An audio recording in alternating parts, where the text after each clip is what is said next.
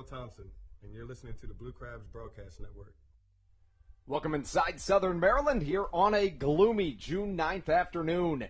Sunday, and a start time was projected for 2:05. We saw a lot of rain this morning, leading us to having our game time initially pushed back to 2:35. It's been pushed back a little bit further ever since, but we're live on a Stats Sunday on the Blue Crabs Broadcast Network. We will have a statistical analyst joining us at some point throughout the broadcast. That will happen in the first couple of innings. His name, Peter Coolbaugh, and he's joining us from the Sabre Analytics Department up in Washington, D.C. As for today, the Blue Crabs come in with a record of 12-30, taking host to the Sugar Land Skeeters in Game 3 and a series finale between the Freedom Division rivals. Sugar Land sits atop the Freedom Division with a 26-17 record following a dramatic Blue Crabs victory in last night's contest. Taking you back through what happened last night, it was one of the most perplexing games that I've ever witnessed. The Blue Crabs set a single season high in walks issued with 12, but managed to allow just 2 runs in the entire ballgame, including an inning in which Blue Crabs starter Tommy Thorpe walked the bases loaded with no outs, came back to allow just a sac fly and roll the double play himself to get himself out of the inning. The Blue Crabs stranded upwards of 7 runners in scoring position, 6 of them through the first 7 innings of play, and end up coming back to win. It was a 2-2 ball game heading into the bottom of the 9th after the Skeeters put a run up off of former Sugar Land pitcher James Dykstra in the 8th inning.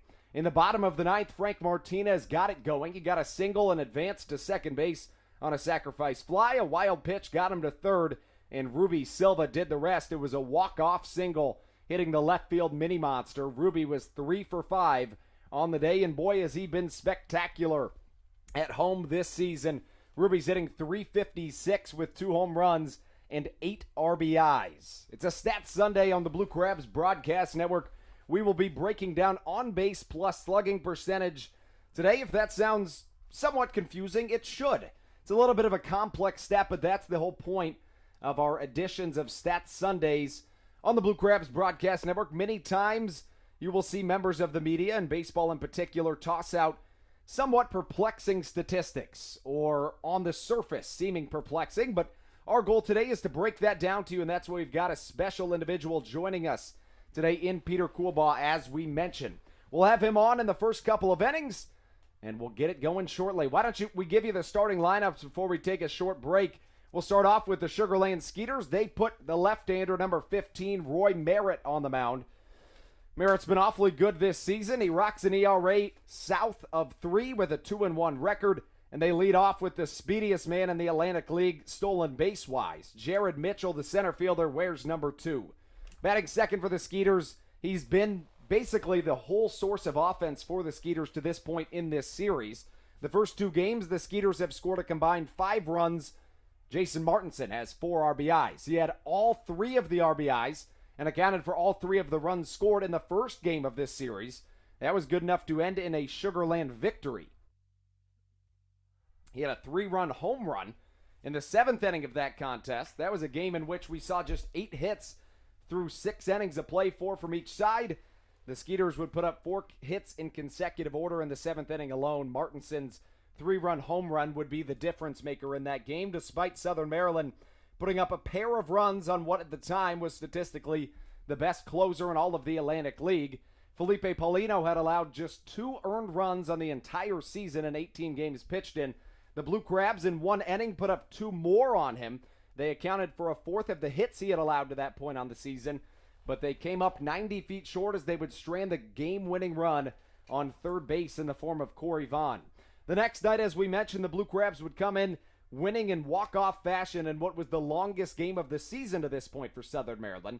We saw 3 single-season records get broken in that game. One of them, we mentioned the fact that it was the longest game, and it really wasn't that close. The longest contest to that point in the season was 3 hours and 20 minutes.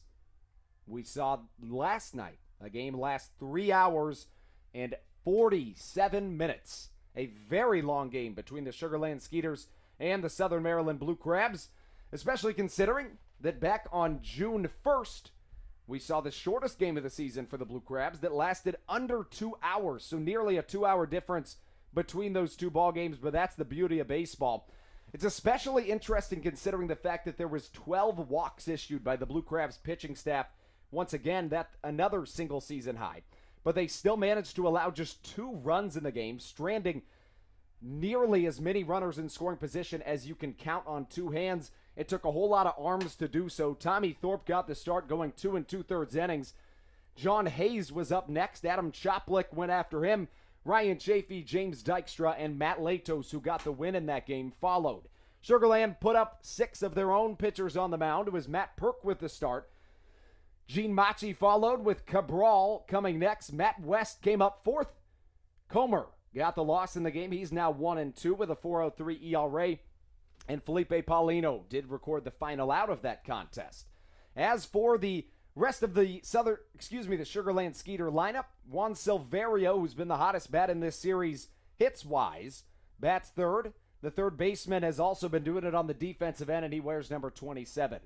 In the cleanup spot, it's Zach Borenstein. He pinch hit in last night's game. In the series opener, Borenstein found himself as the only Skeeter with a multi-hit game.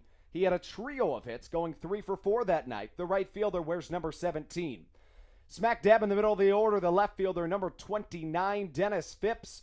His first game in the field in this series. He's been the designated hitter in each of the first 2 games of this series. He comes into play tied for 8th, make that tied for 5th in the Atlantic League with 8 home runs on the young season. Batting 6th, the catcher Cody Stanley. He started off the season very good against Southern Maryland, going 7 for 15 in his first 4 games played, has struggled since. Anthony Jansanti bats 7th. The utility man plays second base today. He's tied for 3rd in the Atlantic League in stolen bases with 7, and he wears number 21 on the back of his jersey. Batting 8th, the designated hitter, Okoye Dixon. He wears number 28, and he's followed by the shortstop, number 4, Ryan Jackson. The speedy middle infielder rounds out the Sugar Land lineup once again. The left-hander, Roy Merritt, perched on the bump for the Skeeters. Now what you've all been waiting for, your Birch Oil starting lineup, brought to you here in Regency Furniture Stadium for your Southern Maryland Blue Crabs. 12-30, the record the Blue Crabs hold on the season. They've been much better at home, however, as they are 7-11.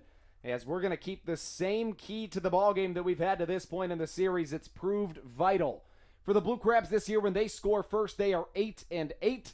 When the opponent scores first, they're 4-22. Now, interestingly enough, even when the Blue Crabs score first and allow the other team to then take the lead, the Blue Crabs still are not phased. It only matters, realistically, the stats show that it only matters if they score first.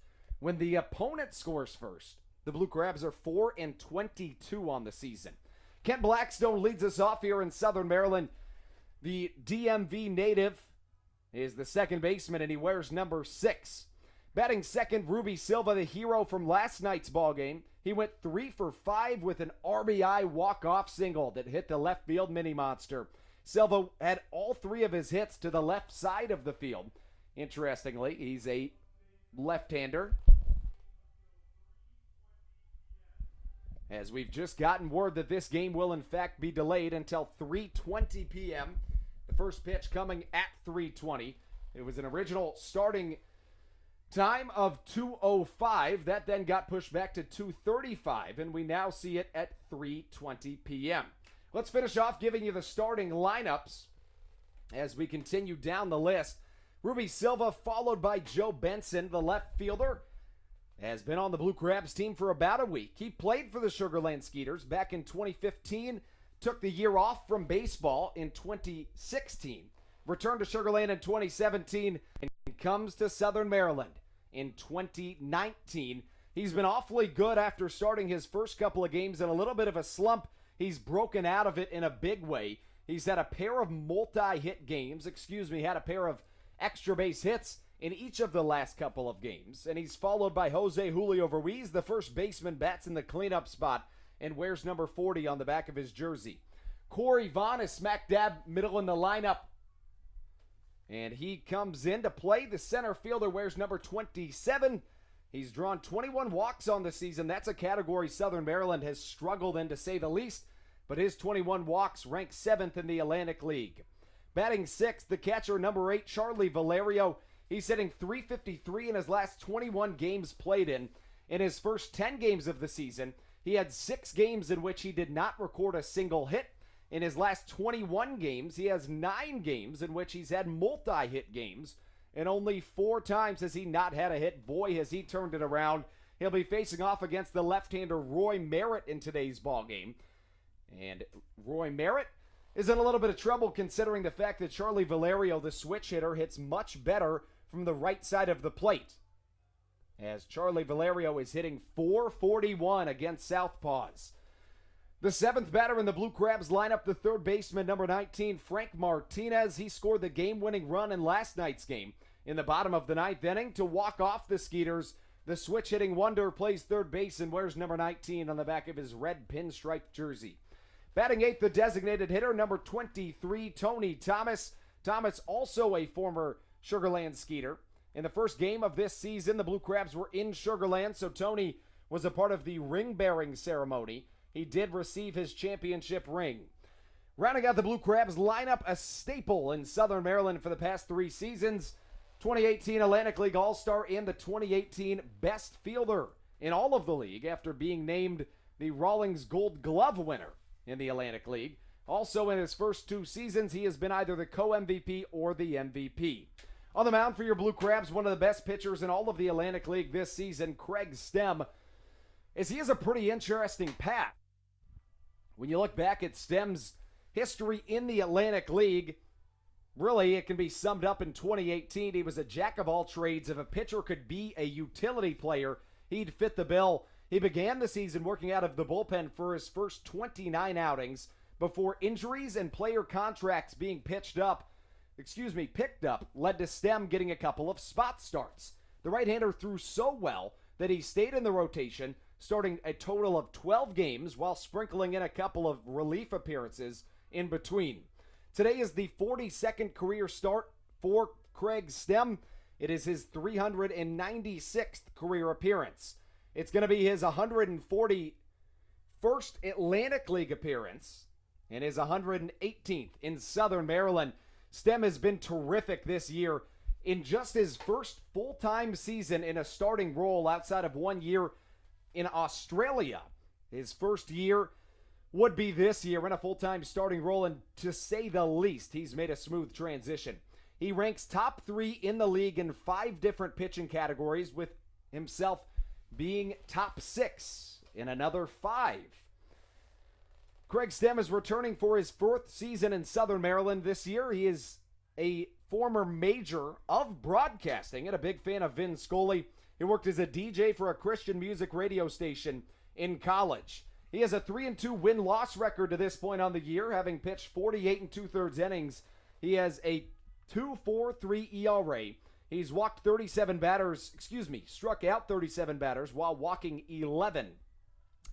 His last start was at Somerset. He picked up his 2nd consecutive win in his 2nd consecutive quality start and his 2nd consecutive start going at least 7 innings. In that most previous start, it was back on June 4th, once again at Somerset. He went 7 innings strong, allowing just 1 run. It was earned.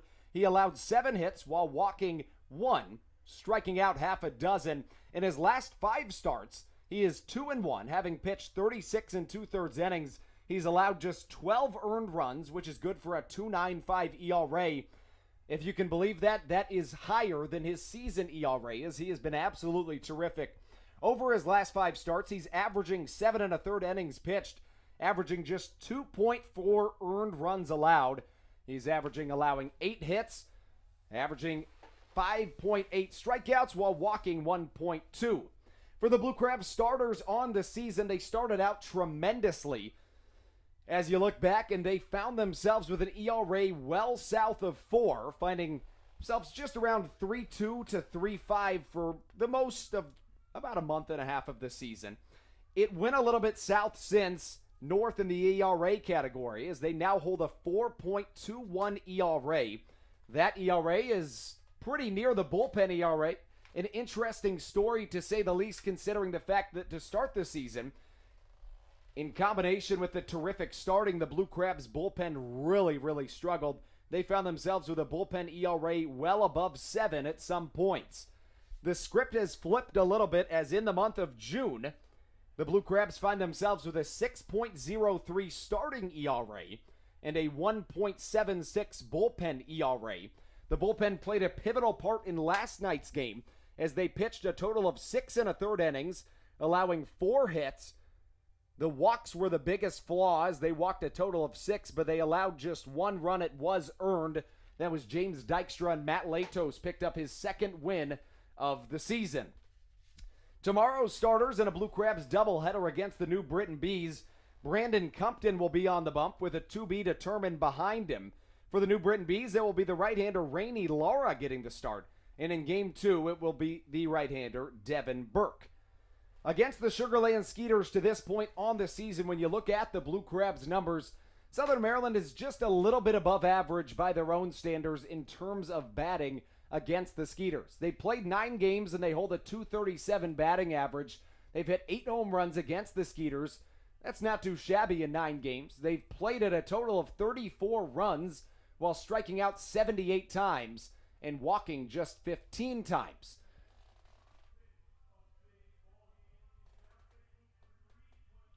As we give you one more update, 3:20 is still the start time for this ball game. It was initially scheduled for a 2:05 first pitch. After that, we saw the start time get moved back all the way to 2:35. Rain has made us move back a little bit more, as we'll find ourselves with a 3:20 scheduled first pitch here today in the series finale between the Sugarland Skeeters and the Southern Maryland Blue Crabs. We're going to take a short break. When we come back, it's going to be another update on the Blue Crabs Broadcast Network.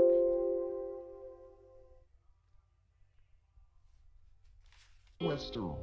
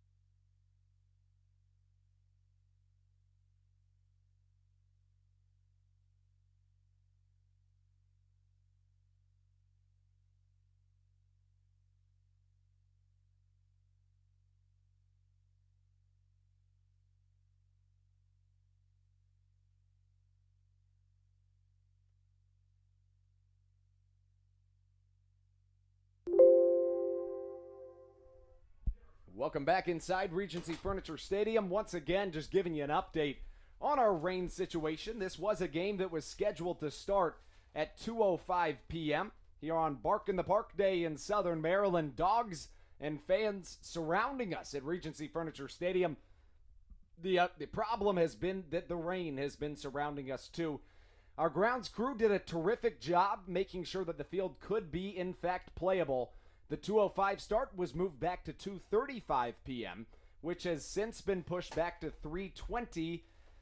If my eyes don't deceive me, it looks as though the field would be ready in the next 15 minutes or so. So 3:20 would be a realistic start time. Let's give you the starting lineups once more before we take a short break. After that, it'll be the national anthem and baseball time in Southern Maryland. For the Sugar Land Skeeters, they sit atop the Freedom Division at a 26-17 clip. They'll lead off with the center fielder, number 12, Jared Mitchell. Batting second, the first baseman, number 25, Jason Martinson. He's followed by the third baseman, number 27, Juan Silverio. The cleanup hitter, the right fielder, number 17, Zach Borenstein, comes after Silverio. And Dennis Phipps is smack dab in the middle of the order. He'll play left field tonight in his third start of this series, first time in the field. Batting sixth, the catcher, number 12, Cody Stanley. 7-8-9 for the Skeeters reads as follows. It's the utility man. The second baseman, number 21, Anthony Jansanti, batting seventh. Batting eighth will be Okoye Dixon. He's the designated hitter and wears number 28 on the back of his black, white, and royal blue striped jersey.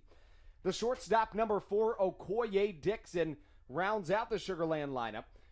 And on top of the mound for Sugar Land will be number 15, the left-hander Roy Merritt, as he'll come in with a 2-1 record and an ERA lower than 3.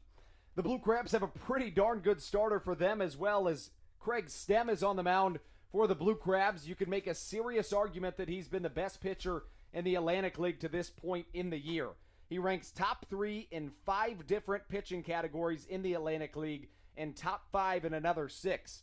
Despite having pitched the second most innings in the Atlantic League, Stem is top 5 in ERA, walks and hits allowed per inning pitched, batting average against, and opponents on base percentage.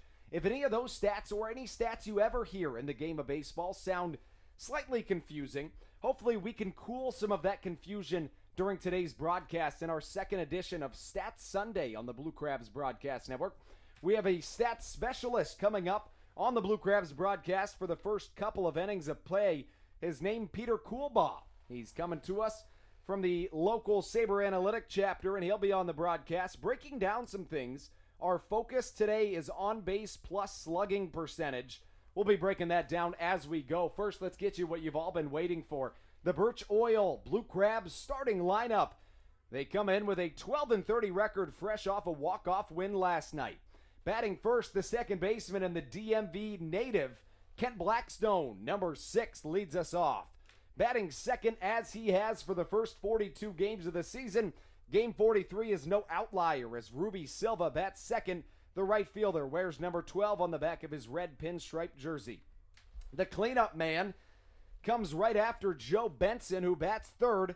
The left fielder wears number 15 and is followed by the cleanup man, the first baseman, number 40, Jose Julio Ruiz. Smack dab in the middle of the Blue Crabs lineup is Corey Vaughn. Walks have not been the forte for the Southern Maryland Blue Crabs to this point on the season, but his 21 walks are good for 7th most in the Atlantic League. Batting 6th, Charlie Valerio. Boy, has he been good of late. He bats .441 against left-handed pitching, and he is batting .353 in his last 21 games played. That includes going 2 for 3 in last night's contest. 7-8-9 for the Blue Crabs reads as follows as Frank Martinez kicks off the bottom of the order. The switch-hitting wonder plays third base and wears number 19. Batting 8th, the designated hitter. Make that a lineup change that has happened since our most recent lineup read. Joe Benson is now the designated hitter for the Blue Crabs. Tony Thomas will now be in left field. Tony Thomas, number 23, the left fielder, will bat 8th. He was 0 for 4 in his last game played. He got the night off last night. Running out the Blue Crabs lineup, Edwin Garcia, number 9, wears the shortstop uniform, and he's got this representative C, if there was one, across his chest as he is the captain of the infield with that everyday shortstop position. Once again, the pitching matchup today, the right-hander Craig Stem on the bump for the Blue Crabs. And for the Sugarland Skeeters, it's the southpaw, Roy Merritt. Let's take another short break. When we come back, it's time to get set for Blue Crabs baseball. You're listening to the Blue Crabs Broadcast Network. Western.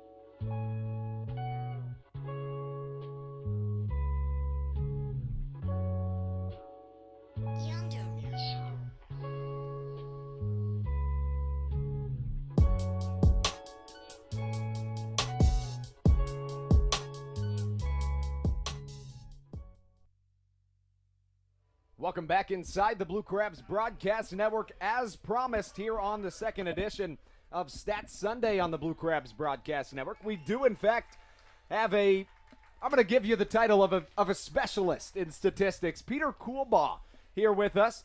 He is the Vice President of the Baltimore Babe Ruth chapter of Sabermetrics. Talk to us a little bit about what you do, but first of all, Peter, thank you very much for joining us. Much appreciated, Andrew. So we're going to get into so many stats today. We're going to dive into a lot of deep, interesting facets of the game of baseball. Before we do that, we'll take a short break for the national anthem. On the other end of that, it's Blue Crabs baseball time on the Blue Crabs Broadcast Network.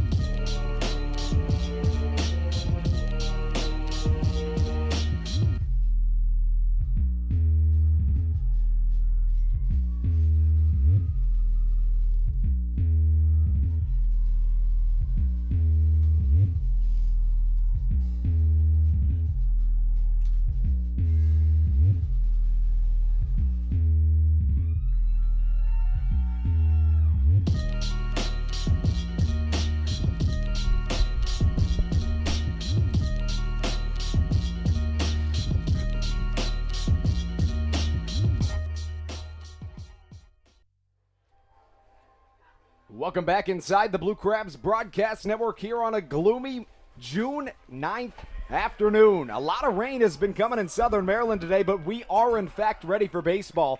About an hour and a half after the initial scheduled first pitch, Craig Stem is finally out on the bump, and he has been one of the best pitchers in the Atlantic League this season.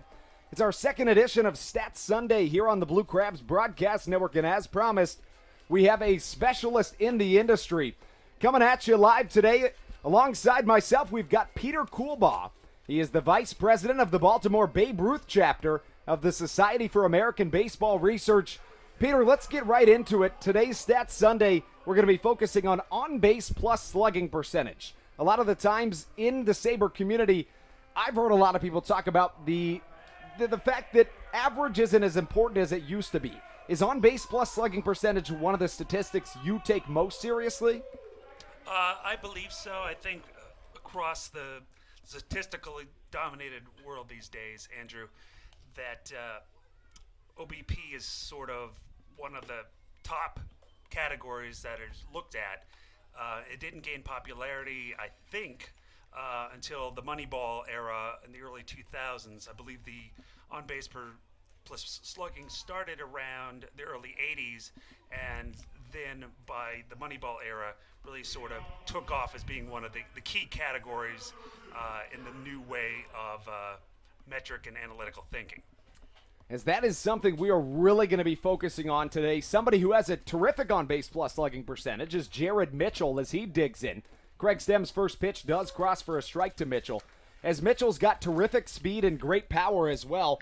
He has 17 stolen bases on the season as opposed to to having 5 home runs as well. He's had a terrific start to the year, and first pitch that crosses outside of the strike zone comes in. We're at 1-1. Now, how do you compare somebody's raw tools, such as the fact that you can tell Jared Mitchell has speed and power, versus, let's say, if his on-base plus slugging percentage doesn't necessarily equate to those tools, as a ball will get through the right side for a single to start off the game?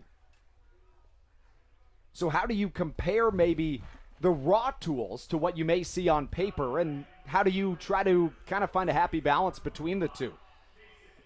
It's a growing game. Andrew used the standard look of the 5 tools of hitting and fielding and hitting for power and running as a basic guideline. But by the time somebody gets to a professional level, they seem to fall into categories where they excel. And as a hitter, and a power hitter especially, an on-base percentage definitely comes into fruition when evaluating a player and trying to move them up the ladder. As when we talk about on-base plus slugging percentage, first, of course, let's break down what exactly on-base percentage is. OBP, as it's shortened, refers to how frequently a batter reaches base. So we're not talking about hits. We're talking about how often does an individual reach bases. This could be a ground ball double play. 6-4-3, Garcia, Blackstone, Ruiz, and we've got 2 down in the inning. The double play ball has been working and working well in these last 2 games, but when we're talking about how often an individual reaches base in combination with how powerful they are, the slugging percentage aspect of on-base plus slugging percentage, giving us an idea of how powerful an individual is, would you say that that is an accurate breakdown, and that's kind of the gist of the on-base plus slugging percentage tool? Yes, it combines the 2 most important aspects of a hitter. Somebody who is a top-of-the-line singles hitter who's going to have a greater on-base percentage, obviously, and is not known for RBIs and extra-base hits. It definitely, when you combine those 2 together, to have at the major league level, an OBP of 900 or better is considered in the elite range. So we'll keep it here through the break. What exactly is it, before we'll send it a break, I just want to say this one last thing. What exactly is it that makes those 2 individual statistics as important as they are? I believe that they are currently the measuring stick when it comes to being a hitter. And as we know, in the major league level and the minors, anywhere in the professional baseball, pitching and hitting are 2 sides of the same coin, essentially. And when evaluating a hitter, we use how many times they get on base and how valuable they are getting around the bases to score runs. plus the ability to knock in those sort of runners as the key to not just an individual but a team success.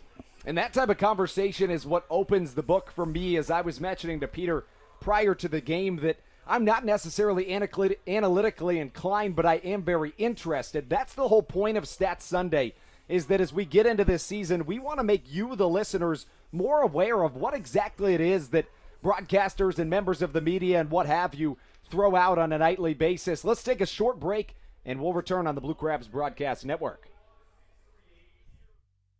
This is Josh McAdams, and you're listening to the Blue Crabs Broadcast Network. This is Corey Vaughn. Are you looking for fun on the weekend without breaking the bank? My Eye Doctor Backfin Buddies is for you. For just $15, your child will get in for free to every Friday Blue Crabs home game all season long. Plus, kids receive a Backfin Buddies t-shirt, go on the field for the national anthem, and parents will get a reduced ticket rate. What more could you ask for? Come watch me hit a home run every Friday for just $15.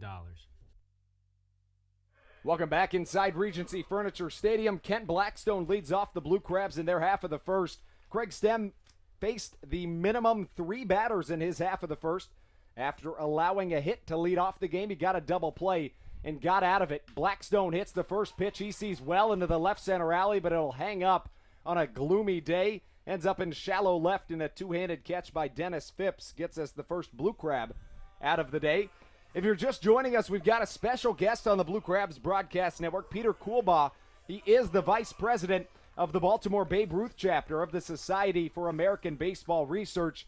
Very fitting, considering we are in our second edition of Stats Sunday. We're breaking down on-base plus slugging percentage. But first, Peter, I want to talk to you about what got you into sabermetrics and what got you into the analytical side of baseball.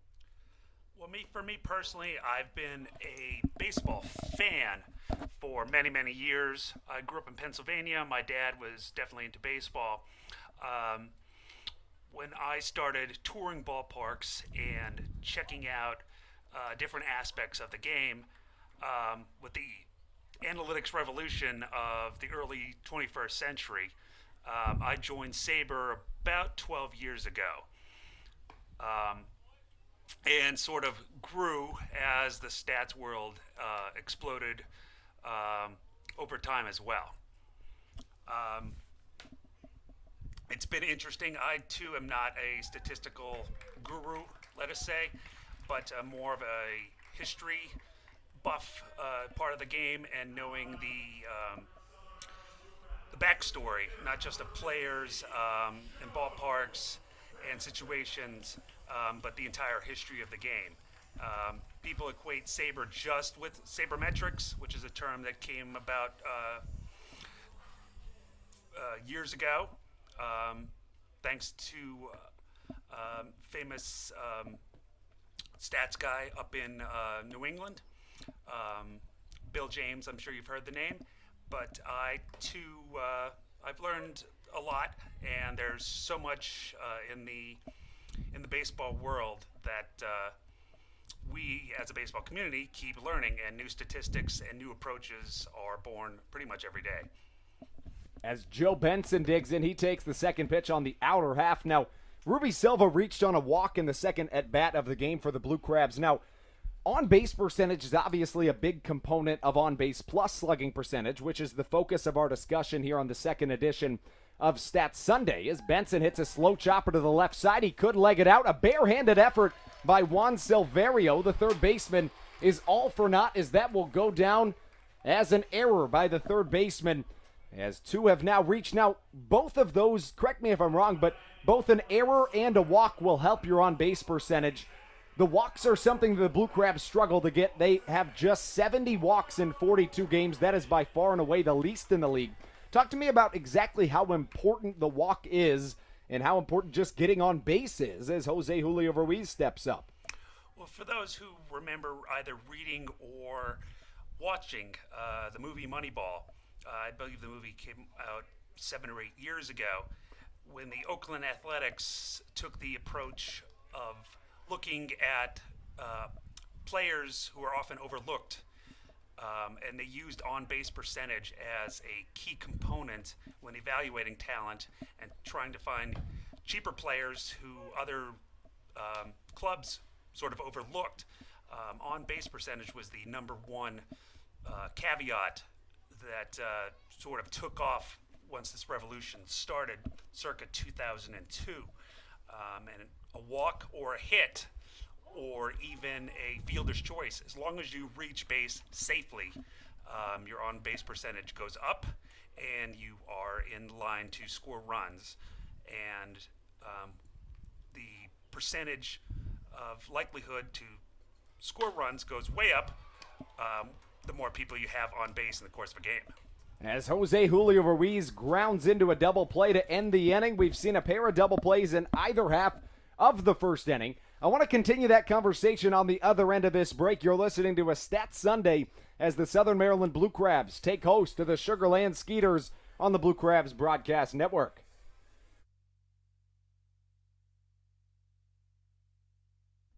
This is Adam Choplick, left-handed pitcher for the Blue Crabs. Every Blue Crabs Wednesday home game is Wind Up Wednesday Ladies Night at Regency Furniture Stadium, presented by Cove Point Winery. At every Wind Up Wednesday Ladies Night, women will get in for just $5 and can order from a long list of fine wines. And watch every baseball game from Southern Maryland at the same time. We look forward to seeing you at the ballpark.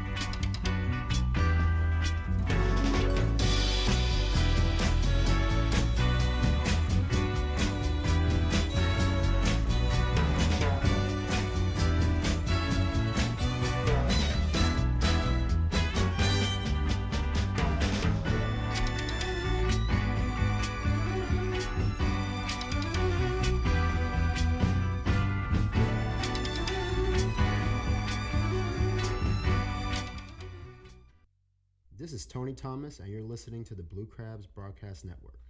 Welcome back inside the Blue Crabs Broadcast Network. We take you into the top of the second inning of baseball. Here in a delayed start in Southern Maryland, Zach Borenstein, the first Skeeter to come up to face off against Craig Stem, who used the double play ball to his advantage, getting out of the first inning. First pitch hit foul.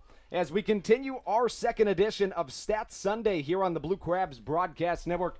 If you're just joining us, we have a special guest here. It's the vice president of the Baltimore Babe Ruth chapter of the Society of American Baseball Research. As we continue talking, let's talk a little bit about the rule changes that we're seeing in the Atlantic League in partnership with Major League Baseball.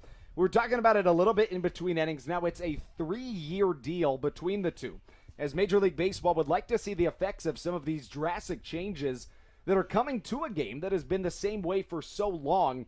Before I ask my question, I just kind of want to throw out a little bit of a piece in that what I've heard, and that sometimes it seems as though some people are hesitant to buy in to what Sabre does and looking at bigger statistics and stuff like that. Have you seen that, or have you seen the game of baseball more adopting the revolution of analytics? I think it's more so now. In the case of the Baltimore Orioles, we could take as a local example, with a younger front office and a younger management and scouting team, analytics is a little bit more embraced at the major league level than it used to be. And that does vary from club to club, I believe. But as some of the older managers and the ways of thinking, and sometimes even the ownership, sorts of gets caught up with the current trends, I'd say overall across the majors that statistics and analytical departments and the use of numbers and technology has grown exponentially, especially in the last 5 to 7 years. As Dennis Phipps smokes the ball down the left field line, that's the second back-to-back hit. As Zach Borenstein will round second, coming into third. Phipps has got a no-out double and 2 in scoring position. So slugging percentage, the other end of the spectrum on base plus slugging percentage. That's the topic of discussion here on the Blue Crabs Broadcast Network, second edition of Stats Sunday. So as a comparison, could you tell us, if a fan out there is trying to understand why exactly does on-base plus slugging percentage matter, could you give us a little bit of a comparison as to who had the best OPS or on-base plus slugging ever? Currently, and quite possibly all time will be accurate, is a name that is very familiar to anyone in baseball, and that's Babe Ruth. Although he passed away in 1948, given his prodigious power and his well over 700 home runs and his ability to get on base, his OPS is 1.16, I believe, and nobody's even close. And if you look at the all-time current top 10, you have names like Ted Williams and Lou Gehrig and a whole bunch of other immortals. And I believe currently Mike Trout is in the all-time top 10 OPS. So that gives you some indication of the level that individual has been playing at since he made the major leagues back in 2012. As the seventh batter in the Skeeter lineup, Anthony Jansanti steps up, but it really speaks to the fact that while many times individuals somebody may think to themselves, well, I don't know how much I want to buy into this analytic stuff. Well, Babe Ruth being the greatest on-base plus slugging percentage man ever gives you some indication as to how important of a statistic it truly is, as the count evens up at 1-1. But let's get into the topic of discussion about the Atlantic League MLB rule changes. Now, one of the biggest ones, of course, being the electronic strike zone. First, I'd love to know your thoughts on that. Personally, I'm more of the old school balls and strikes should be called by a human being.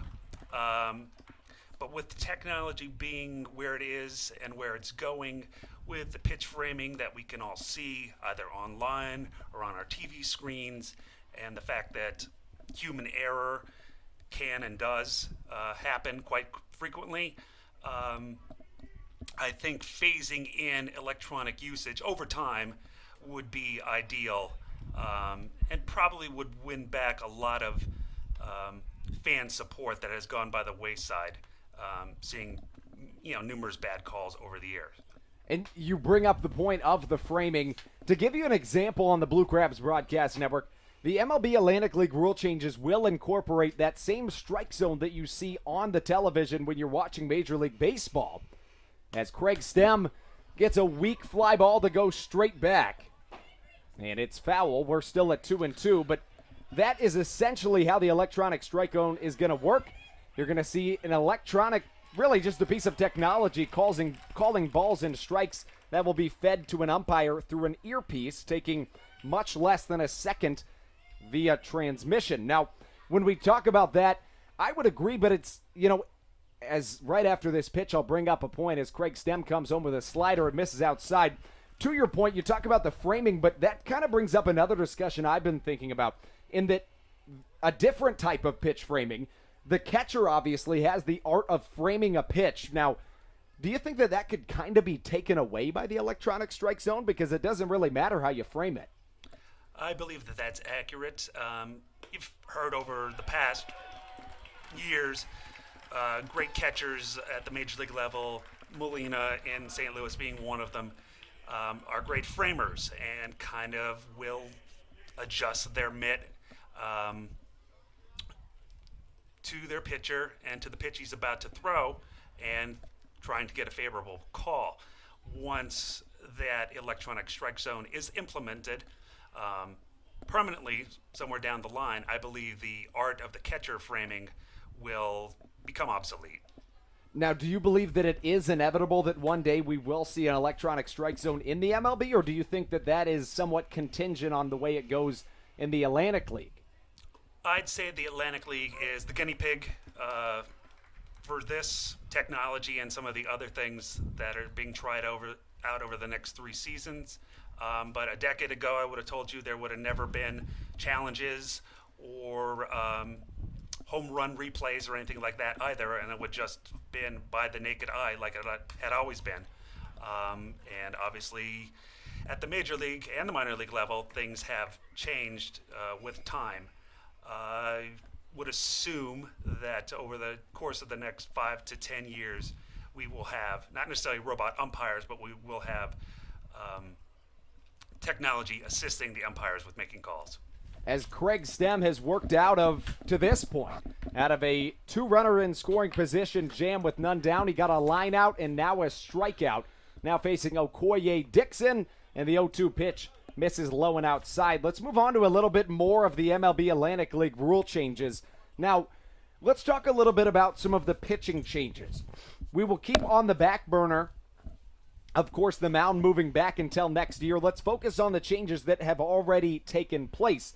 One of which being the fact that when a pitcher comes into a ball game, he must face at least 3 batters, exit via injury, or finish an inning.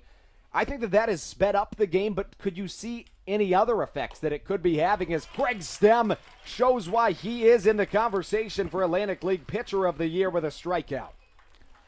Yes, Andrew. I believe that facing a minimum of 3 batters not only will speed up the game, but it will help managers so they don't burn through their bullpens and try to bring in the specialists in certain situations and whatnot. Not only will it help the game move along in a timely manner, it will, within the dugout, help managers and the pitching coaches be more effective when using their staff and possibly lead to even less injuries.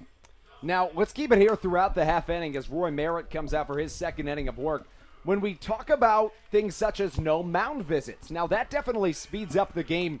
Do you see any borderline, and I like the effects that I've seen with no mound visits, could you see anything with the mound visits possibly being detrimental to pitchers, or do you think it's just kind of a wait and see how it works type of thing? Well, I think they're going to tweak the no mound visits thing to include certain circumstances and whatever. I think in terms of the camaraderie of teammates coming in on the mound and that type of thing, is one of the reasons they're trying to do away with that. But the no mound visits from a manager and that kind of stuff, I don't see totally disappearing. As we know, these are just rules that they are testing out. It doesn't mean they're necessarily going to be implemented 100% the way they're being used right now. They can be and probably will be tweaked over time. And at the current moment, the only time a mound visit is ever allowed is if a catcher wants to talk with his pitcher about signs. Now, the umpire will accompany said catcher to ensure that that's all that's being talked about. But realistically, outside of that, it really has altered the game. We've seen a couple of games in the Atlantic League be under 2 hours of play this season as Corey Vaughn dribbles a foul ball to the left side. That's realistically unheard of in professional baseball, is it not? These days, that is correct. We have to remember professional baseball, even with the tweaks and the pitch clocks and the minimalization of time between innings, everything is money, of course. So commercials and that kind of stuff have to still be factored in when taking breaks. And until that sort of stuff is adjusted, it's rare to see a game under 3 hours on the major league level. That's very true as Corey Vaughn hits one over our head. We have seen a couple of long games, but not too long. In fact, before last night, the longest Blue Crabs game of the season lasted just 3 hours and 20 minutes long. Now, we have to keep in mind the interesting fact that some way or another, the Blue Crabs through 42 games have avoided any extra inning games as Corey Vaughn strikes out swinging, goes down for out number 1. But the longest Blue Crab game before last night was 3 hours and 20 minutes. The MLB average this year is 3 hours and 7 minutes. Now, obviously, as you alluded to, there is something to say about the fact that there's a difference between the commercials that must be played in the MLB level and the Atlantic League. But I think that these type of rule changes have proved effective in many regards. How soon do you think it may be before the MLB thinks about adopting these types of rules? I'd say 2 to 3 years. People need to realize that the commissioner of Major League Baseball has only been there a few years after a 20-plus year career from Bud Selig, his predecessor. So I think he's still trying to get a firm footing. Analytics are exploding. Different ideas have definitely come up over the years, and keeping up with trends and approaches has been, I believe, for Mr. Rob Manfred, sort of difficult. So, and I don't think he's one to rush and do anything overnight. Baseball has been historically a sport that is a little slow to make sudden and explicit changes. I completely agree as Frank Martinez comes through with the first Blue Crab hit of the night with 2 down, and that brings up Tony Thomas. Now, it's got to put MLB in a little bit of a tricky situation because we're kind of in a gray area right now in that a lot of fans really love this fast-moving, rule-changing era, but there's also a lot of fans that are really, really hesitant to take any types of steps forward. The players, the fans that really like the traditional sense of baseball. Do you think there comes a point where Rob Manfred needs to veto power some of the fan interests to try to gain more interest in the game of baseball from younger fans, or where would be the line that do you think he should draw in the sand? Well, I think baseball's biggest problem right now is fan interest, and that has been definitely noticeable by attendance in the past season and a half, I'd say. 2018 was a down year, and so far in 2019, it's down, and for some major league clubs, significantly down.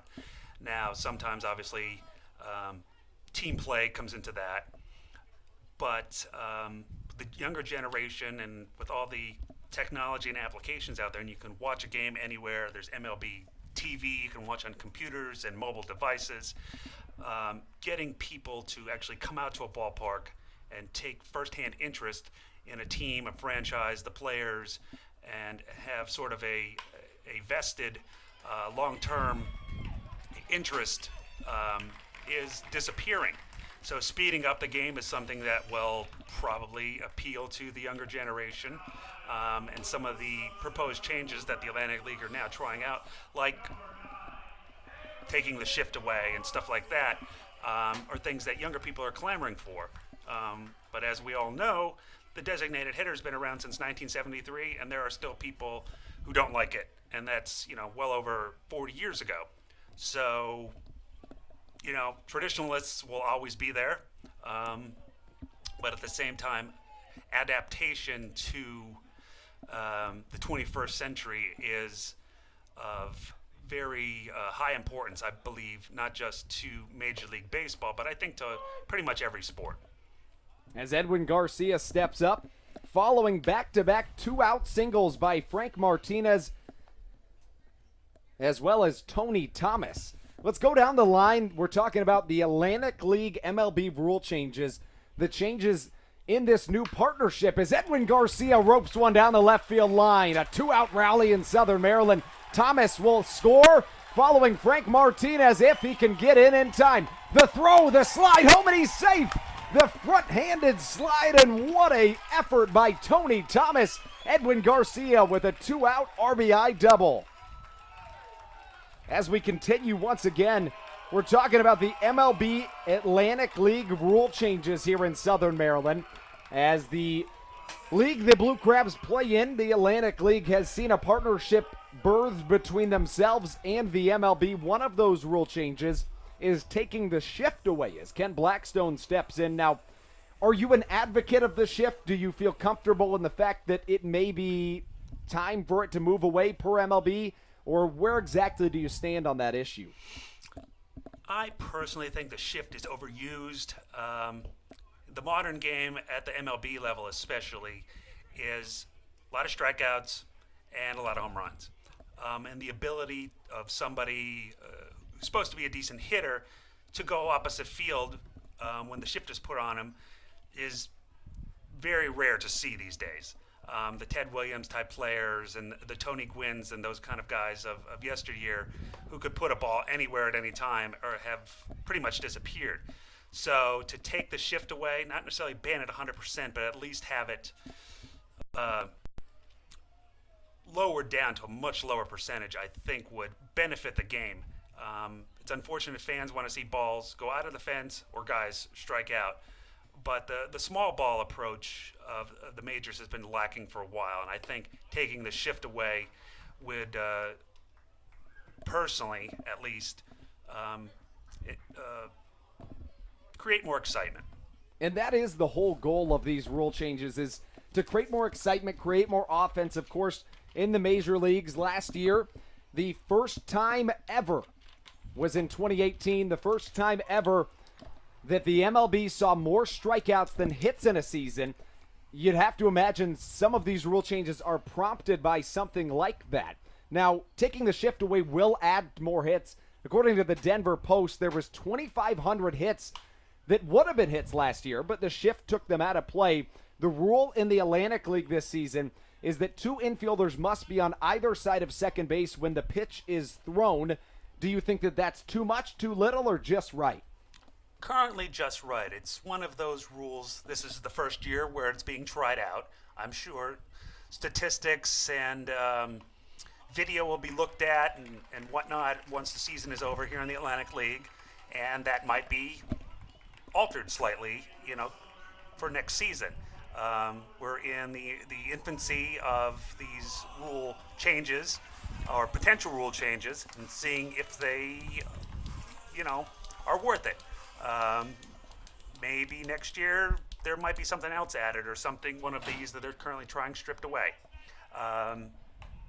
It's going to be interesting. It's why it's a 3-year partnership, and depending on how it's done here in the Atlantic League and what the results are and what people feel about it, we'll see if they ever make it up to the major league level.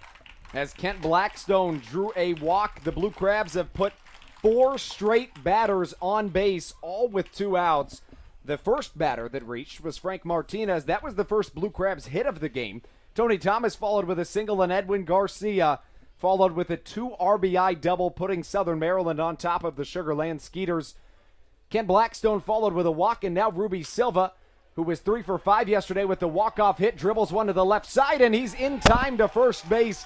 How about 5 straight Blue Crabs reaching to load the bases for Joe Benson? When we continue talking about the MLB Atlantic League rule changes, of course, one that is going to come to mind is the fact that the bases are a little bit bigger. But first, let's talk about the fact that the mound is going to be moving back a total of 2 feet next year. That starts in the second half of the 2020 season. How do you think that will affect this whole notion of creating more offense and excitement, if at all? It is more likely, and I'm not, like as I've mentioned, I'm not a statistics guy, and there's nothing I can back this up with, but my personal gut feeling will be that we will see more hits. The ball will slow down if it's being released 24 inches or so behind where it is currently. Those who follow Major League Baseball remember the year of the pitcher, which was 1968, where pitching dominated and offense was sort of silenced. And then within a year, professional baseball made a whole bunch of changes by lowering the mound, and within a few years, instituting the designated hitter to ignite offense. Most rules, at least at the professional level, at the majors and down through the minors eventually, have been geared towards the pitcher over the past the hitter over the past half century. People like to see runs, people like to see excitement, and 1-0 pitching-dominated shutouts aren't something that's going to fill the seats. There's no doubt about that. As you know, a baseball purist is going to like that type of thing.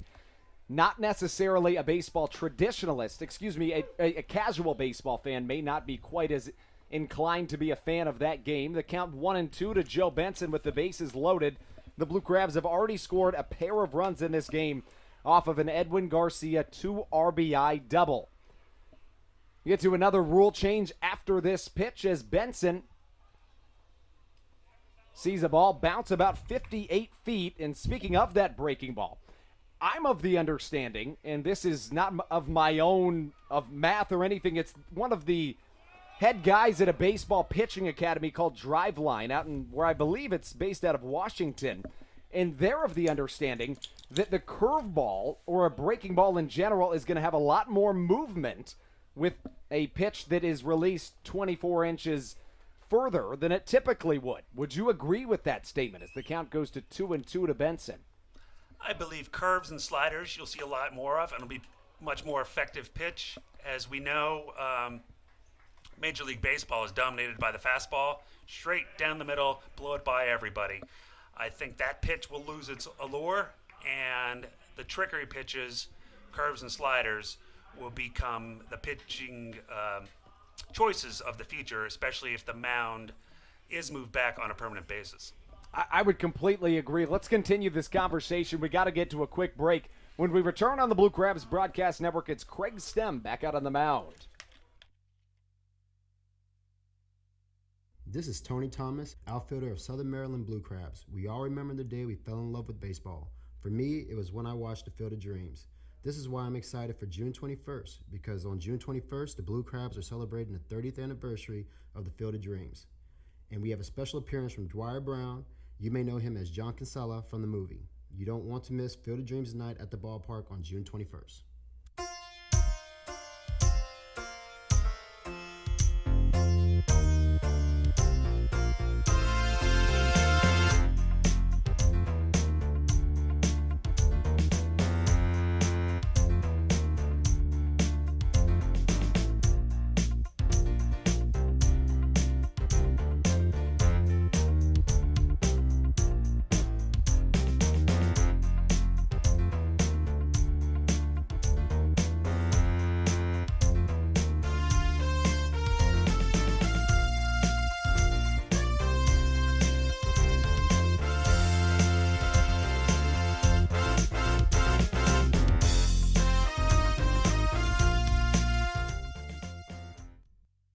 This is Kent Blackstone, and you're listening to the Blue Crabs Broadcast Network. Craig Stem back out on the mound for his third inning of work, and boy, has he been good. We've come to expect that in Southern Maryland as he finds himself coming into this game. Top 5 in 5 different categories in the Atlantic League, and top 6 in another 6 categories as the groundskeeper Ben Baker is now making his way onto the field. We may see a little bit of a delay back in this game. This game originally was supposed to start at 2:05, then got pushed to 2:35. It ended up starting at 3:20 as Craig Stem gives a long look over towards his dugout. Stem's been phenomenal. He allowed back-to-back base hits. Runners were in scoring position with no outs, worked around it in the top of the second inning. He then got some run support in his first pitch across for a strike to the 9-hole hitter Ryan Jackson. We continue our Stats Sunday, the second edition of it, here on the Blue Crabs Broadcast Network, where we try to take some stats and make them a little bit more understandable as the count evens up at 1-1. Now, I'm not so inclined to do that myself, but we do have a specialist on air with us, Peter Coolbaugh, the vice president of the Baltimore Babe Ruth chapter, which serves the Metro Baltimore region, Southern Pennsylvania, and all of Maryland. As this pitch smoked to the left side, Tony Thomas has a chase on it and gloves it for out number 1. When we came off of air on the last time, we were talking about the Atlantic League MLB rule changes. Just one more I wanted to bring up to you. We look at the bases out on the field, and they are 3 square inches bigger than any other bag in professional baseball. The typical bag sits at 15 square inches, whereas the Blue Crabs in the Atlantic League have 18 square inch bases. Do you see any potential changes from that? I think this is more of a safety issue than anything else. With runners going at full speed, sliding into bases, fielders trying to block bases from runners. The larger bags, more of a safety issue. And with individuals like holding a runner first, you're both stepping on the bag at the same point. Players are larger and taller and faster than they've been in previous generations. So I think just like uniforms have gotten bigger, I think the base is getting bigger is just going with the times. I would completely agree in that the only real change that I could think about is the fact that the bases are slightly closer to each other, but the 3 inches likely is going to make a much bigger presence in the fact that it almost serves as a safety bag, like they have in Little League, the orange bag next to the white first base. It almost serves as that, as we've seen somewhat of an impact from them, but I think you're spot on in that for the most part, it has been solely the fact that it is for safety. We are on our second edition of Stats Sunday on the Blue Crabs Broadcast Network. We're talking about on-base plus slugging percentage today. To break that down just a little bit, as Craig Stem comes home with his 2-2, a swing and a miss by Jared Mitchell, and Stem is on the game today. He is through 2 2/3 innings, and he has struck out 3 batters now. As we talk about on-base plus slugging percentage, that takes into account your on-base percentage, which is how often does an individual reach base. Is that via a hit, an error, a what have you, a walk, any way on, helps your on-base percentage, plus your slugging percentage. How powerful is an individual? Now, we talked about the fact that Babe Ruth has the best on-base plus slugging percentage ever. How do you think Ruth's game could translate today? Obviously, he is a native of Baltimore. That is correct, and most people unfortunately don't realize that because he is equated so often with the New York Yankees. He was born and raised in Baltimore, played his beginning of his professional career, which was technically in the minor leagues at that time, a team called the Orioles, before he went up to the majors when he was sold to the Red Sox in 1914. Now, a lot of questions arise. Well, can Ruth survive today in today's game with how fast the pitches are and the size of the bat that he used? And he wasn't always in the best of shape, especially in his later years. And he never played at night, and he never played it in an integrated game. Based on the skill set that he had for his era, not only was he a prodigious hitter, not only did he reach base better than anybody pretty much had before him, he was also an incredible pitcher. For the first 6 years of his career, actually, he came close to 100 wins, and even had some postseason pitching records that stood for many decades, more than 29 consecutive scoreless innings in a World Series. So as an athlete of that caliber, who seemingly could do no wrong, I think the only statistic where he was average, put that in quote, was stealing bases. Assuming he was in as good a shape as the athletes today, he likely would have dominated the same way he did a century ago. I tend to agree. I think all of those things are really valid, but it brings up a point about kind of a point we were talking about earlier in the fact that the pitching mound is moving back, and all of the changes that the MLB in the past has made have been basically tailored for the hitter because we want to see more offense. We want to create and garner fandom from our youth, and the count goes to 1-2 to the batter, Juan Silverio. Now, how do you think that it may affect a pitcher mentally, knowing that they have perfected their craft? Pitchers are throwing harder than ever. Pitchers are throwing better pitches with better pitch selection and more analytics to back up what pitch should be thrown when and where than ever. As a pitcher, it almost seems as though, as a slider is swung on and missed by Juan Silverio, as a check down to first, and they've got him. That's the 4th strikeout of the game now to finish the point. You look at a pitcher, and from a pitcher's perspective, doesn't something tell you that you're almost being punished for perfecting your craft in a sense? From a pitcher's perspective, I probably would feel the same way, that you've pitched, assumingly your whole life you've been a pitcher, coming up in youth baseball and playing high school and possibly college, and at one or more professional levels, whether it's independent or in the minors, that everything's gearing towards the hitter, and they're taking essentially arrows out of your quiver, and you have less and less tools to succeed. I would be frustrated if I were a pitcher. They're basically going to have to reinvent themselves. Pitching from 2 feet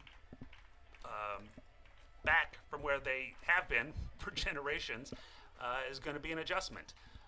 It's the same way when somebody goes to college, high school and college, and uses a metal bat and then gets to the professional level and has to use a wood bat for the first time.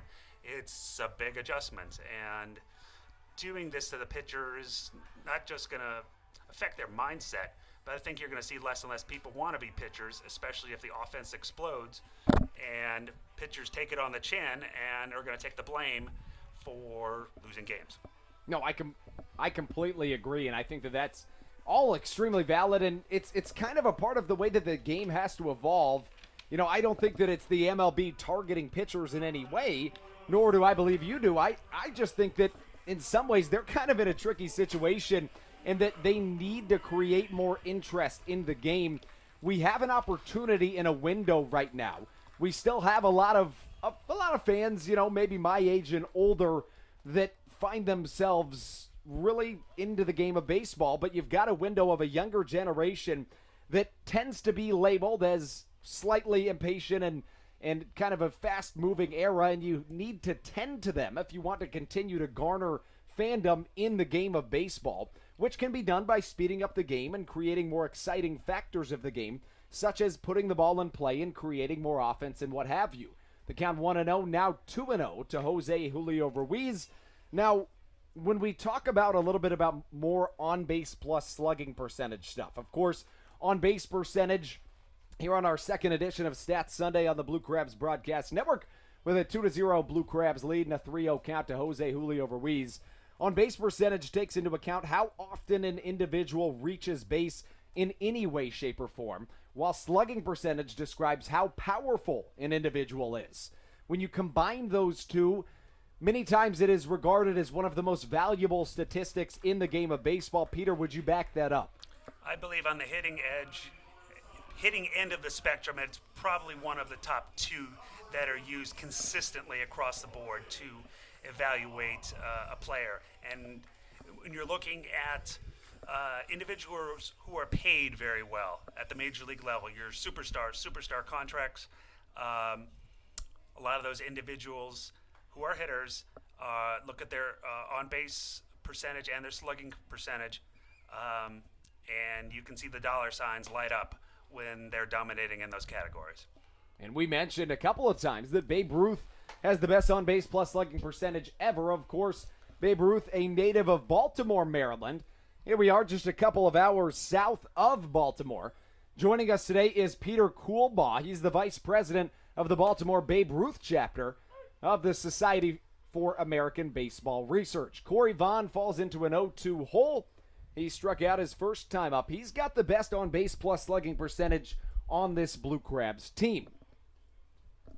Merritt set of the belt here. He comes with the 0-2. Vaughn takes a rip at it and sends it into the seating deck. The count remains at 0-2 on a rainy day here in Southern Maryland. So this is your first Blue Crabs game you've attended before. Is that right, Peter? I have attended Atlantic League games before, but this is the first time I've been here to see the Blue Crabs correct. Well, I just wanted to make sure that we gave you a special shout-out because we love having you down. We love the support of your Sabre chapter, and you guys have been monumental in a lot of the stuff we're trying to achieve this year, so it's really a pleasure to have you down in Southern Maryland, especially for your first time, and we really hope you're enjoying it. Absolutely. This is a wonderful venue.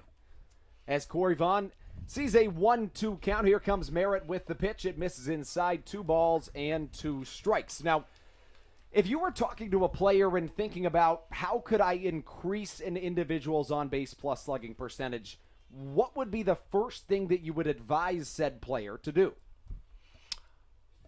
Depending on the kind of player we're talking about, whether he's a singles hitter or is he a speedy person,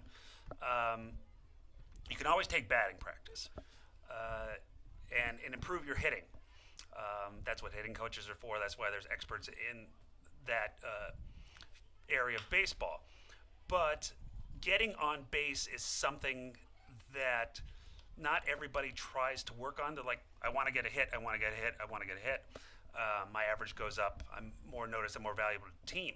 But getting on base might not necessarily be the best thing for you, but if you want to win and not just increase your personal statistics and batting average, getting on base is the number one priority in making your team better. And I think that's an approach that managers and front offices have started to take over the last 15 years or so. Now, could you imagine that it would be a hard situation to get a player to buy into that, being that they are in some ways, if you're sacrificing at bats and reaching bases in such ways, you may see your average dip. As Roy Merritt comes home with the 9th pitch of this at bat, it is fouled off. 10 is going to be necessary, at least for Corey Vaughn. Could you imagine that it would be a hard thing, even past the common mention fact of it's hard to get, an old dog to get into new tricks and that old saying, but could we talk about the fact that it's going to be tough to convince a hitter that he needs to see his average possibly take a dip for the team to win, especially maybe at the minor league level, where, as you mentioned, you're trying to get noticed? And do you think that part of the reason this revolution isn't catching on even faster than it already is because individuals are looking to advance themselves in their careers, and back to what you were talking about, even get more money? Oh, absolutely. I think from the time you're a child, everybody dreams of getting a big hit. Everybody wants to come up in a key situation and drive a ball over the fence or clear the bases with a big triple. So to do that your whole life and get to the professional level and want to stay at the professional level in such a competitive world, you want to produce. And fans will root for you when you come up in key situations and you get 100 RBIs a season and that type of statistic. So to get somebody to buy into, well, see if you can walk. Why don't you try to bunt? Why don't you try to even get hit by a pitch and get on base and maybe try to get around the bases and get us that extra run so we can get this, game hopefully in the bag. It's very difficult to convince somebody to overlook their own interests for the benefit of the team. Unfortunately, it's the way we are in the Western world. You think of yourself first and your bottom line and your image more so than the team image. And that doesn't necessarily just apply to baseball, but that's pretty much in all professions and especially in all major professional sports. As Charlie Valerio stays hot, he came into this game batting .353 over his last 21 games as a rip line shot to the left side will bring in a run. Jose Julio Ruiz scores on the Frank Martinez sac fly and tag on another run for the Blue Crabs. They're up 3-0 early. Now, you mentioned batting average, and that's something I wanted to bring back around in that how valuable in your mind is batting average, and will there be a day in the foreseeable future that people don't really talk about average that much? I think average will always be in the conversation. It always has been. It's the way we look at legends. Everybody knows Ty Cobb and these great hitters historically whose names are written in the sky because of what they did on the diamond. A lot of people don't know that Babe Ruth is in the top 10 all-time in average because he was such a great all-around player. He batted over .340 for his career. But I think the importance of batting average, look back in the 80s and 90s, and those who won batting titles were batting .350 and .60. Tony Gwynn in the strike-shortened year of 1994, he batted over .390 and was close to .400 when the strike happened. Those days, I think, are pretty much over. It's more power. It's more RBIs. Because these days there's an awful lot of more injuries. People aren't getting as many at-bats as they used to. People don't play as many games as they did 15 and 20 years ago. The Cal Ripken type of player of 162 games a year at the professional level has definitely disappeared. So average will be there, but its importance has lessened in the statistical revolution of the 21st century. As Tony Thomas jacks a pitch into center field, that'll bring home Charlie Valerio, and the Blue Crabs are up by 4 here in the bottom of the third inning. As Edwin Garcia will now step up in his first time up. He had an RBI double. The Blue Crabs final three batters of the order to this point in the game are 4 for 4 with 2 RBIs, 2 doubles, and a sac fly. Make that 3 RBIs as Roy Merritt's first pitch will miss outside. The Blue Crabs stepping on it early. They are 8-8 in games in which they scored first this season. Merritt coming home with his 1-0. Garcia slaps it to the right side and foul.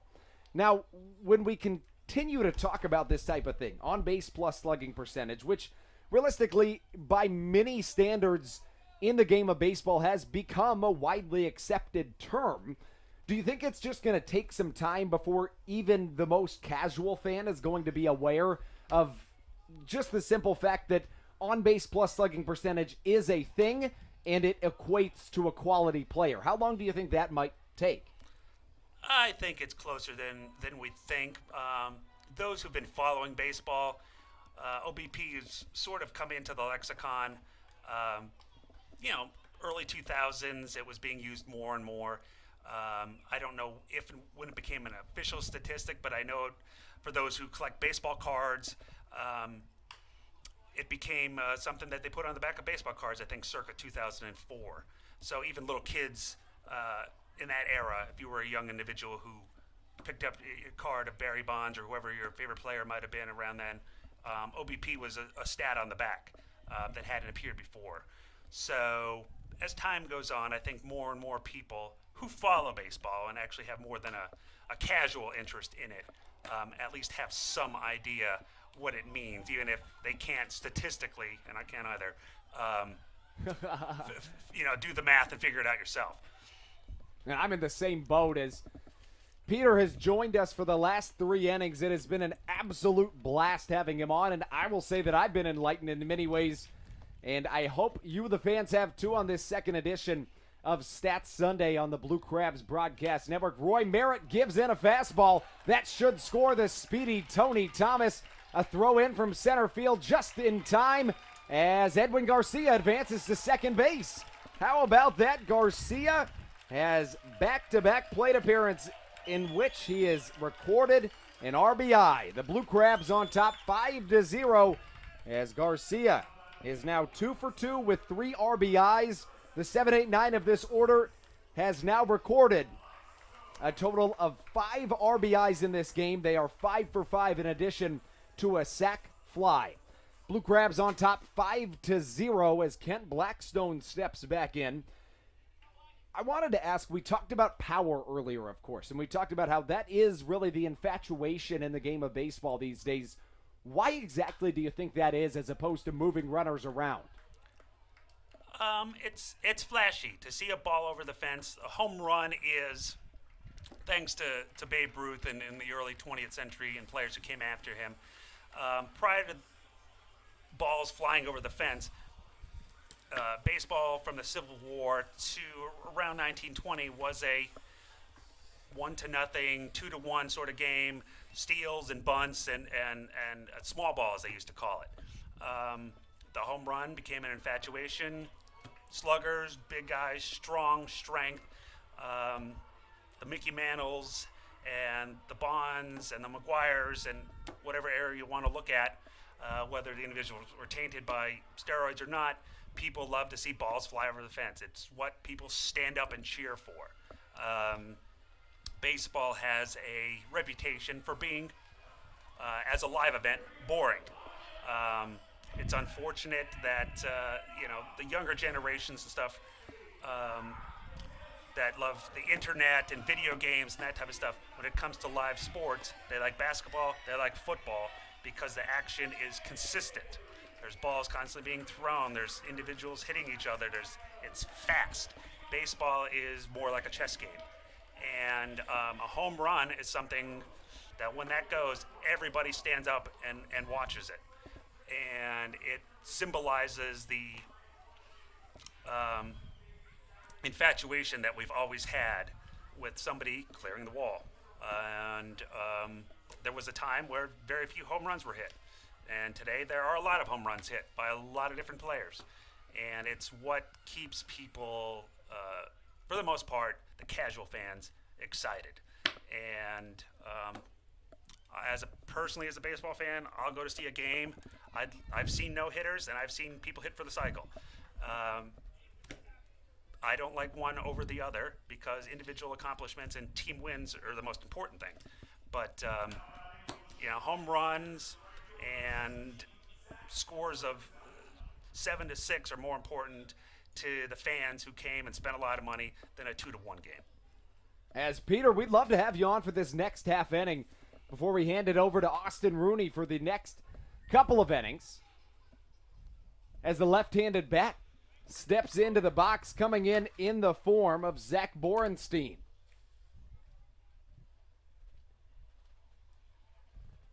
Craig Stem steps back up on the mound. He's been awfully good to this point.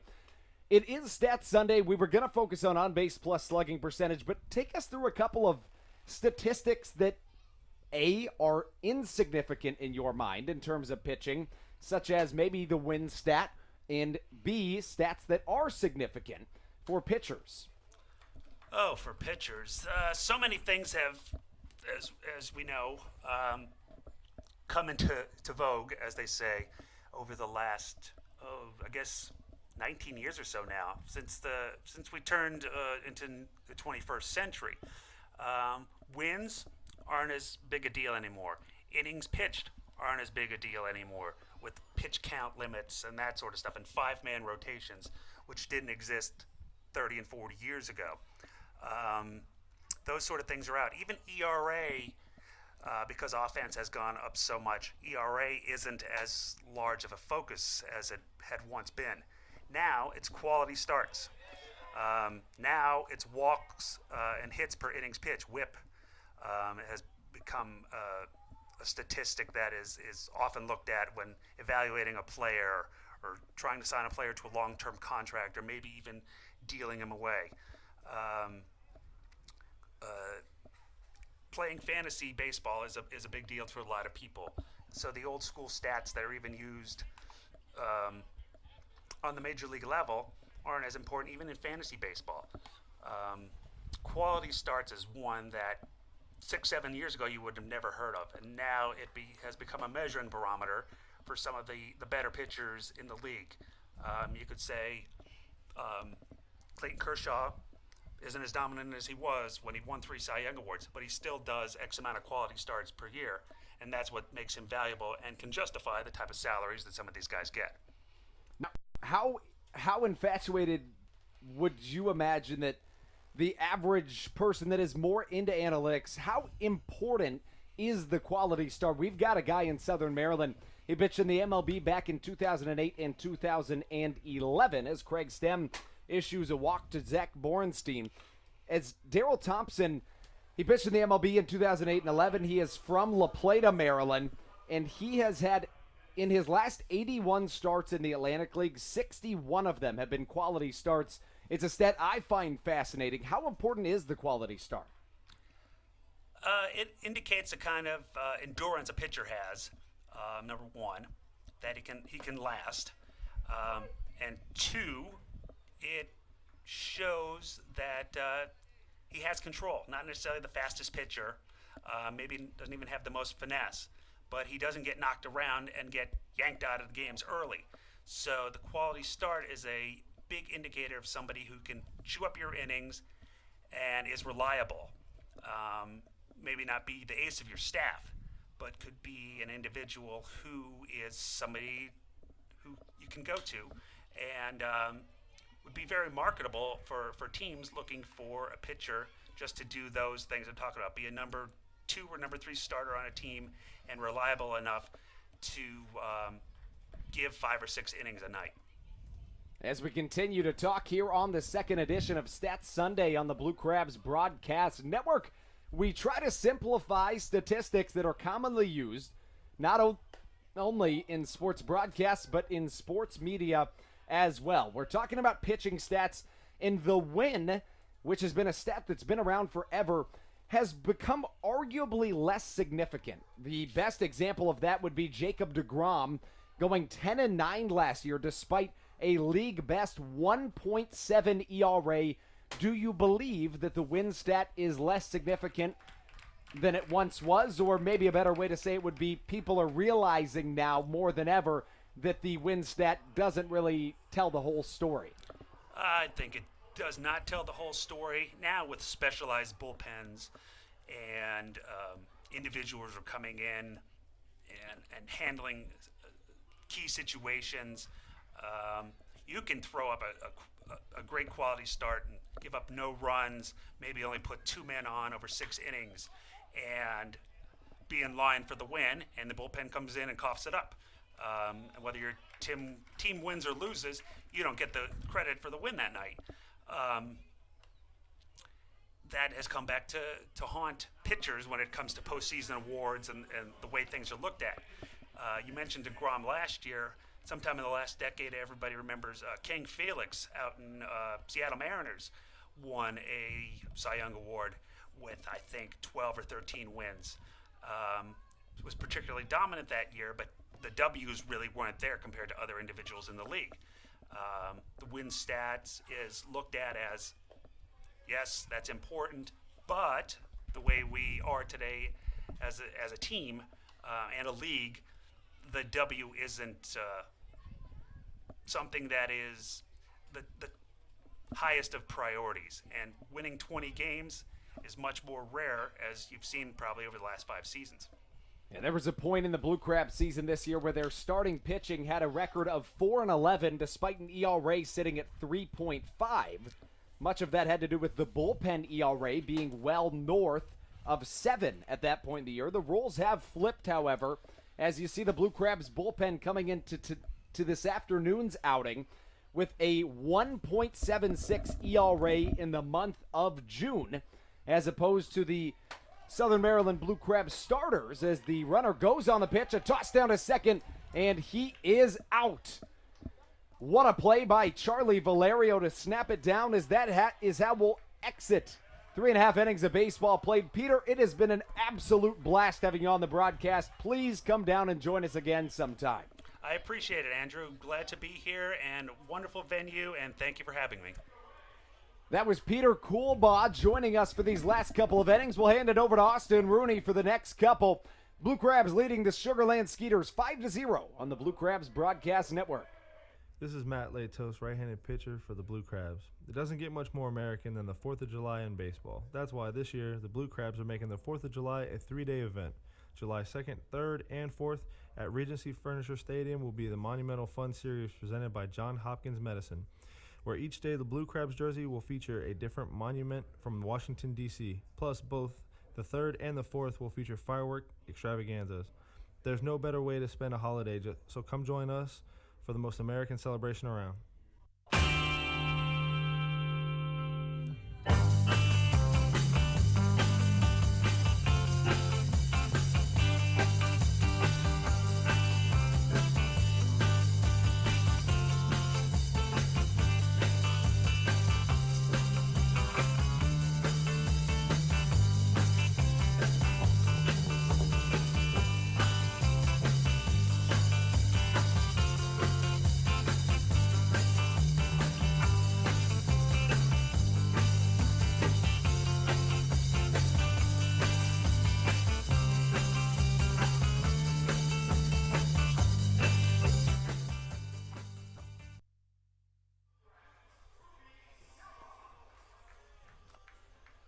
Welcome back inside Regency Furniture Stadium in the bottom half of the 4th inning. 2, 3, and 4 due up in the Blue Crabs order. Silva, Benson, and Ruiz.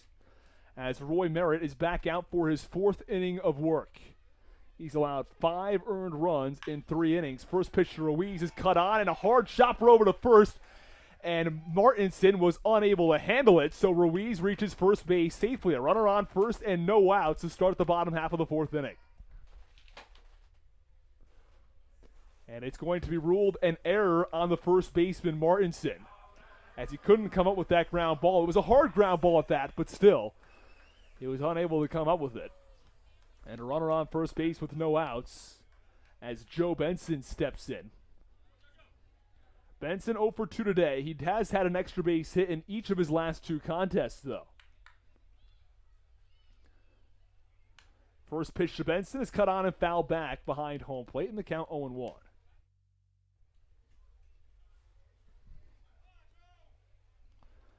Benson taps his bat off his cleat, restraps his batting gloves, presses his helmet back down on his head, and digs back in from the right side.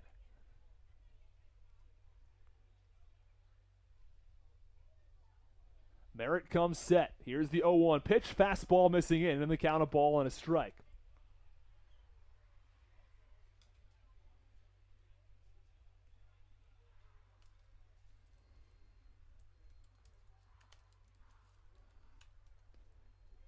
Here's the 1-1 offering from Merritt. Breaking ball cut on and missed. Benson swinging right over it. And the count a ball and 2 strikes. Benson, someone who played in the MLB back in 2011 with the Minnesota Twins. Spent 71 at-bats there, 21 games. Has played in independent leagues the last 2 seasons. This is a 1-2. Fastball misses outside, and the count 2 balls and 2 strikes. Was with the Sugarland Skeeters in 2017, and then played for the Chicago Dogs of the American Association last season. Hit a solid 300 with the Dogs before being promoted back to the Atlantic League. Here's the 2-2 pitch. Cut on a line drive into left for a base hit. Back-to-back batters on to start the bottom half of the 4th inning. And the Blue Crabs have something cooking here in the bottom half of the 4th inning.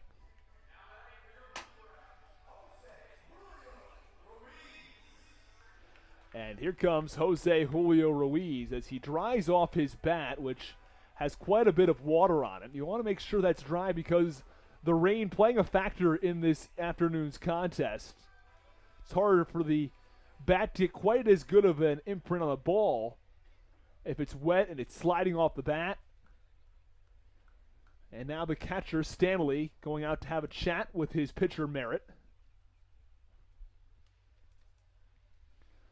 Of course, the new rules in the Atlantic League for Professional Baseball is that meetings of the mound are only allowed to discuss signs between a pitcher and a catcher because, if you're not on the same page with your catcher, things can go wildly wrong. So for those instances only, pitchers and catchers are allowed to talk, but for nothing else.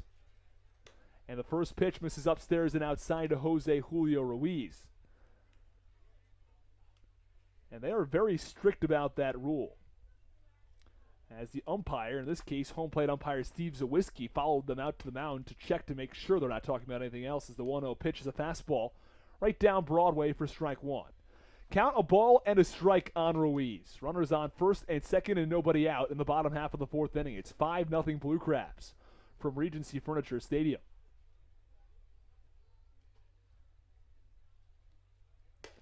The 1-1 pitch, fastball runs up and in, and the count 2 balls and 1 strike.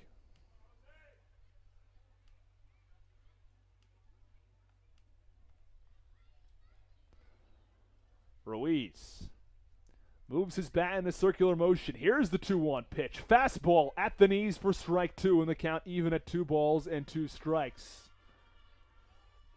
The Blue Crabs took an advantage in the bottom of the 2nd when Edwin Garcia had a 2 RBI double down the left field line. Martinez had a sacrifice fly to extend the lead to 3-0. A Tony Thomas double extended that lead to 4-0 as the 2-2 offering misses low and outside. Count runs full at 3-2. And then Edwin Garcia with his 3rd RBI of the day on a single to left field. That drove in Tony Thomas and gave the Blue Crabs a 5-0 lead. That's where we stand in the bottom half of the 4th inning with nobody out. Runners on first and second. Here's the 3-2 pitch from Merritt. Cut on a fly ball to deep right field. Back, track, wall. It is off the wall. 1 run scores. Rounding third is Benson. The throw to the plate is in time, and he is called safe. Wow. The throw beat him by a mile, but Stanley must have dropped the ball, or somehow Benson must have avoided the tag. One way or another, it is 7-0 Blue Crabs. A 2 RBI double from Jose Julio Ruiz. And the Blue Crabs are all over the Sugarland Skeeters here in the bottom of the 4th. And Corey Vaughn looks to continue this Blue Crabs rally. as they lead it 7-0.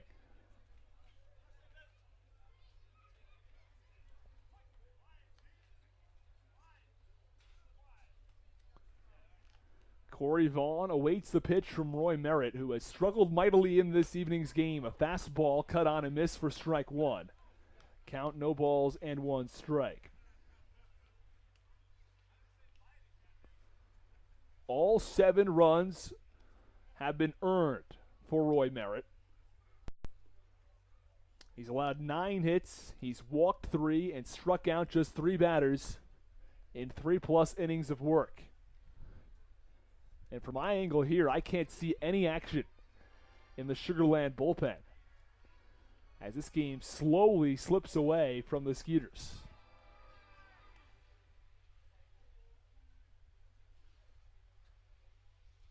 No outs, the count, no balls, and 1 strike on Corey Vaughn with a runner on second base.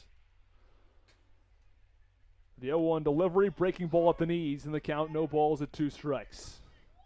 Corey Vaughn is 0 for 2 in this evening's game.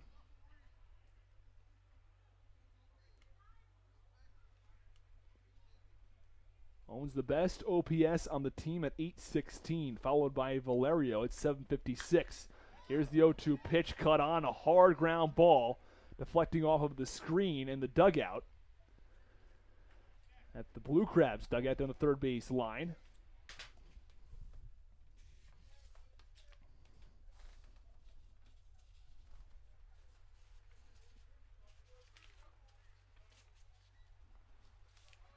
A rain delay today. Moved the start time back an hour and 15 minutes. The 0-2 delivery is a breaking ball low, and the count 1 ball and 2 strikes. As a result, most of the other games around the Atlantic League have already finished. I'll give you some score updates shortly. Ruiz with a healthy lead off of second base.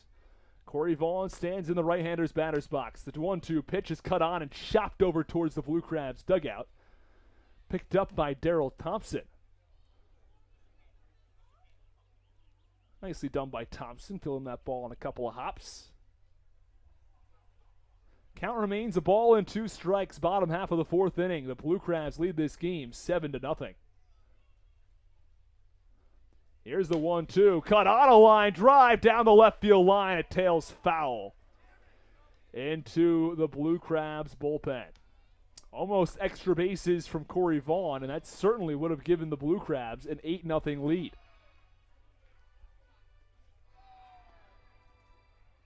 A count, 1 ball and 2 strikes here in the bottom of the 4th inning.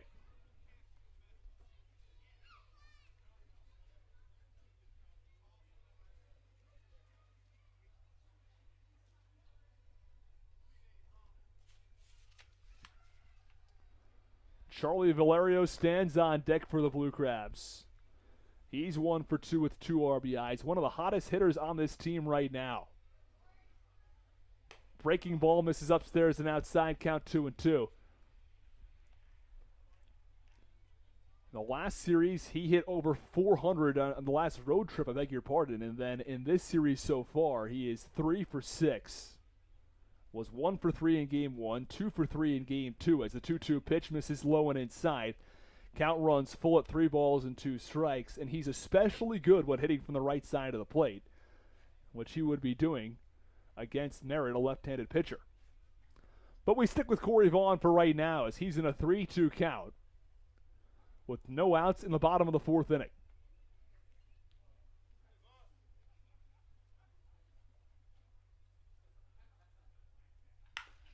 The 3-2 pitch cut on and shot foul over towards the Blue Crabs bullpen. And another lengthy at-bat for Corey Vaughn. That was pitch number 9. In his last at-bat, he worked an 11-pitch at-bat. He's reaching double digits again. Roy Merritt has thrown 87 pitches. That number 88 as Corey Vaughn fouls it off again. Of those 88 pitches, 21 of them have come to Corey Vaughn in his last 2 at-bats alone. And he's not even finished with this one, as the count remains full at 3 balls and 2 strikes. Still nobody out in the bottom half of the 4th inning. And Roy Merritt's pitch count starts to climb.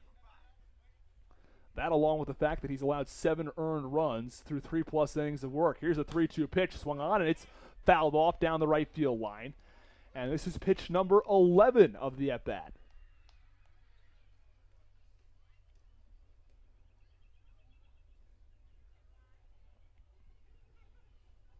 Not frequently you see a hitter reach a 10-pitch at-bat in a game, let alone 2 in back-to-back at-bats, and pitch number 12 is a breaking ball that misses low. So Merritt fights with Vaughn. The first time he worked a strikeout. This time around he issues a walk. And there are runners on first and second with nobody out in the bottom half of the 4th inning. Charlie Valerio takes a practice hack. Kicks around some dirt in the right-hander's batter's box. And steps in.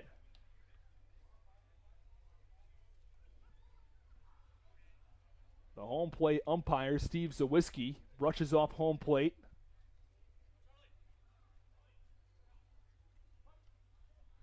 On a rainy afternoon in Waldorf, Maryland.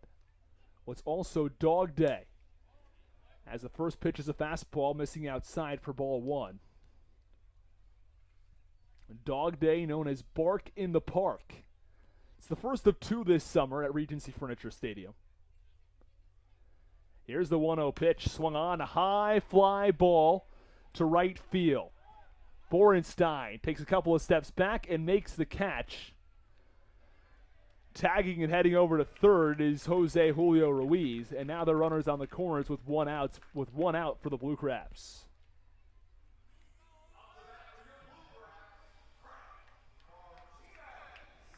Here comes Frank Martinez. Martinez, someone who is going through a tough slump. In the last road trip and into this series, he did not have a hit in his first 5 at-bats, came through with a line drive to left field yesterday, and came around to be the winning run. As the first pitch is a fastball that misses inside. That was in a walk-off 3-2 win. Today, he's 1 for 1. He's driven in a run, and he's scored a run.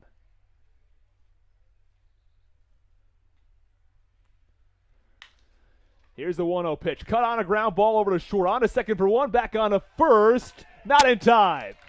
And with the fielder's choice, Jose Julio Ruiz comes in and scores from third base. It's a 3-run 4th inning for the Blue Crabs, and they lead it 8-0.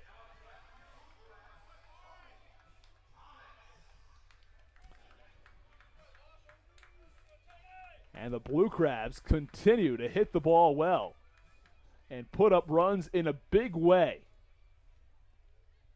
with 8 runs scored over the first 4 innings of this afternoon's contest. A runner on first with 2 outs. First pitch misses low and inside to Tony Thomas.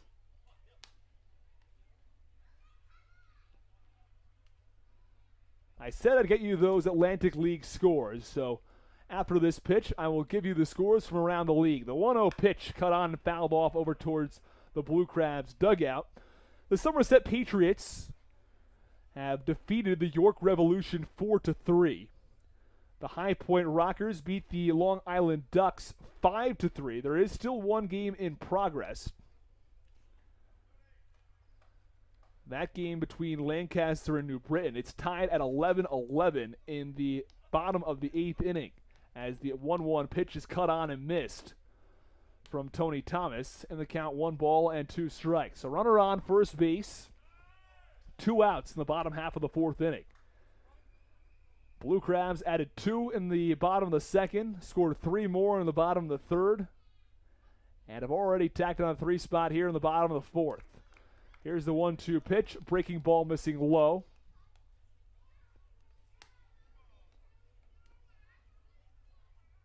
Count even at 2 balls and 2 strikes on the right-handed hitter, Tony Thomas.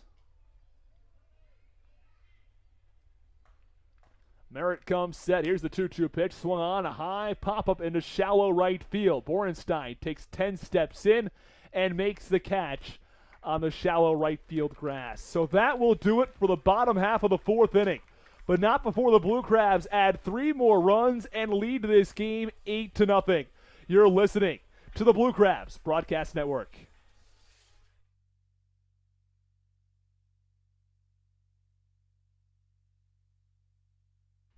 This is Craig Stem, right-handed pitcher for the Blue Crabs. Here at Regency Furniture Stadium, we've dedicated every Friday home game to remember everybody deployed.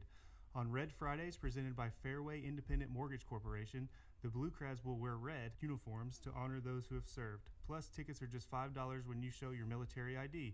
Come help us celebrate those who have served our country at Regency Furniture Stadium every Friday night.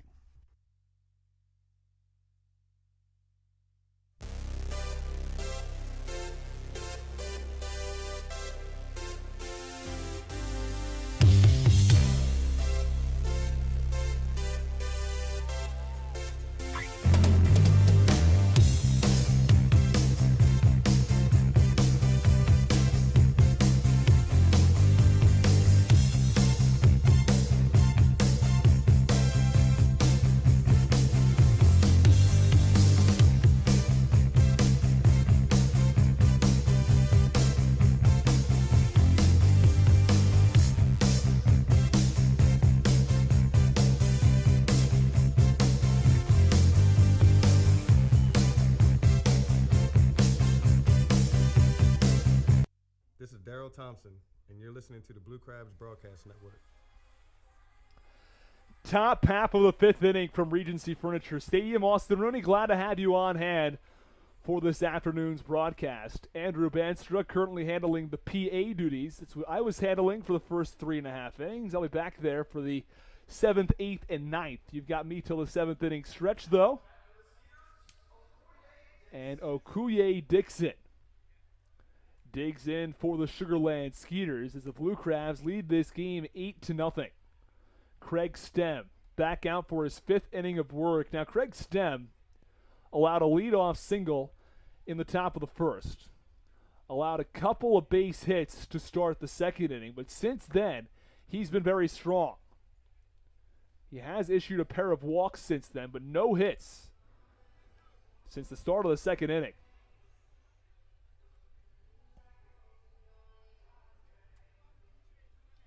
And Okuye Dixon, who does have some MLB experience. He played in the Dodgers system for some time before making his major league debut. He registered 7 at-bats and 1 hit as the first pitch on the outside part of the plate for strike 1.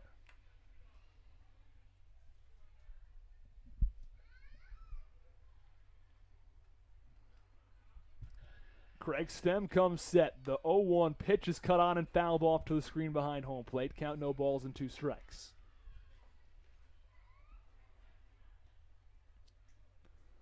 Okuye Dixon is 0 for 1 today. He struck out once as he digs his back foot into the right-hander's batter's box. So the base path's empty and no outs in the top of the 5th inning. Here's the 0-2 from Stem. Cut on and a slow ground ball over to Jose Julio Ruiz. He fields it on the forehand and touches first base. There's 1 away in the top of the 5th.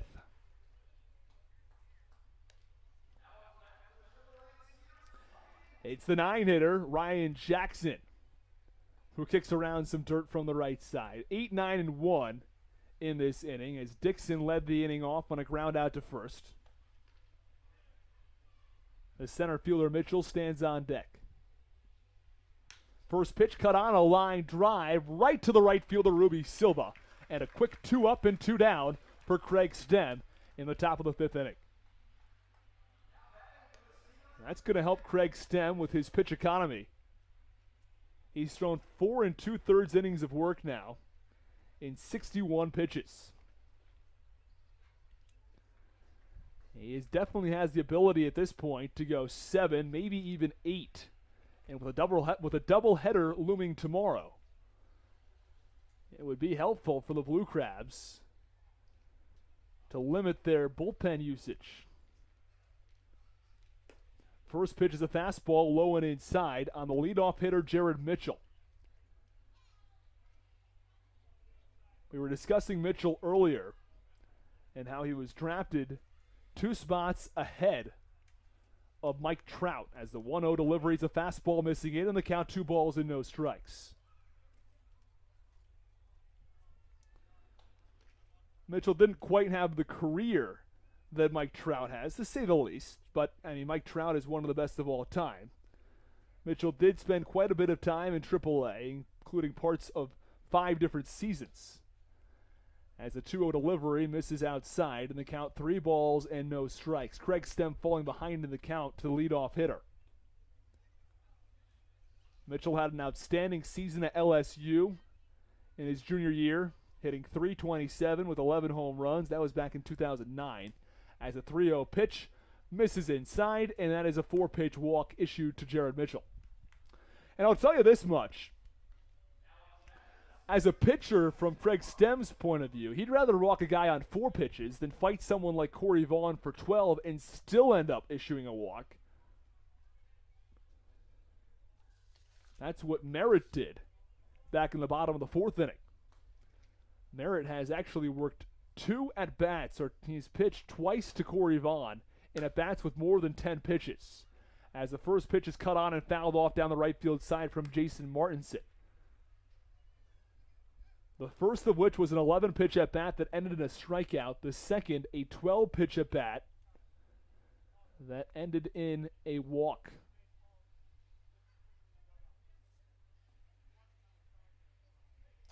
Home plate umpire Steve Zawiski making sure that all of the unused baseballs remain in the dugout. It's important for that to occur because of the rainy conditions here at Regency Furniture Stadium with 2 outs in the top of the 5th inning. It's been raining all day as the 0-1 pitch is cut on and fouled off down the right field line once again, and the count no balls and 2 strikes. A healthy piece of contact that time from Jason Martinson, but unable to keep it in the field of play.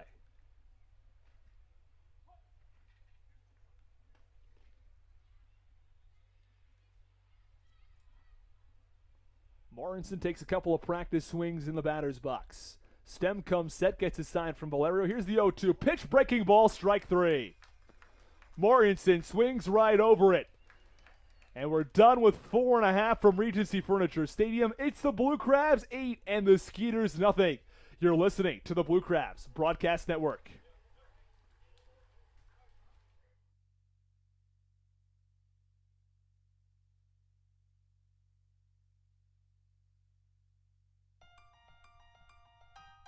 So, what do you like about your home? Practice like hockey. I practice stick handling and sometimes shooting. Mommy, go outside sometimes. I like playing lacrosse. Playing the switch. I like the scribble. Daddy, I like to build Legos at home. I have the biggest closet. Riding my dirt bike. We help you home. At Hometown Real Estate, we want to help you and your family home, whatever that takes and whatever that means to you. Give us a call at 888-225-2736 or online at helpyouhomebluecrabs.com.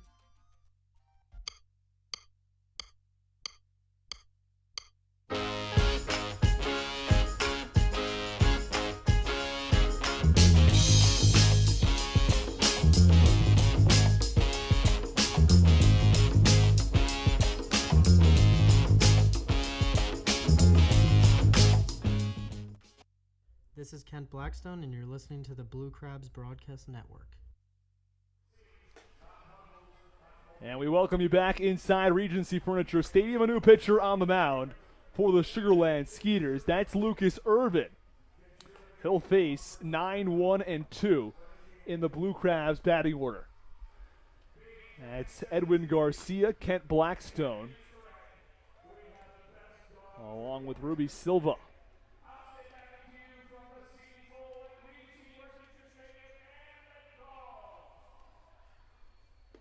Lucas Irvin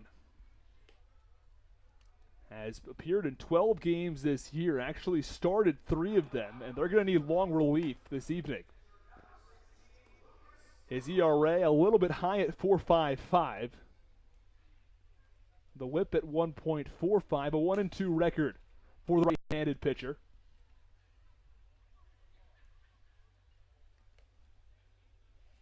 He does walk a fair amount of batters. He's walked 13 batters in 29 2/3 innings, and he's struck out just one more than he's walked. So not a great strikeout to walk ratio. Only strikes out about 4 batters per 9. As Edwin Garcia kicks around some mud in the right-hander's batter's box, and that's what it's kind of become back there, although the grounds crew has done an outstanding job taking care of this field today, as the first pitch, a fastball, looked a little off the outside edge, but called strike one. Your umpiring crew today, again behind home plate, is Steve Zawiski. At first base, Bill Worthington, as the 0-1 pitch misses low in the dirt, and over at third base is Larry Rosenberg. Typically in the Atlantic League, you have the same umpiring crew for a series, and they'll rotate around the diamond.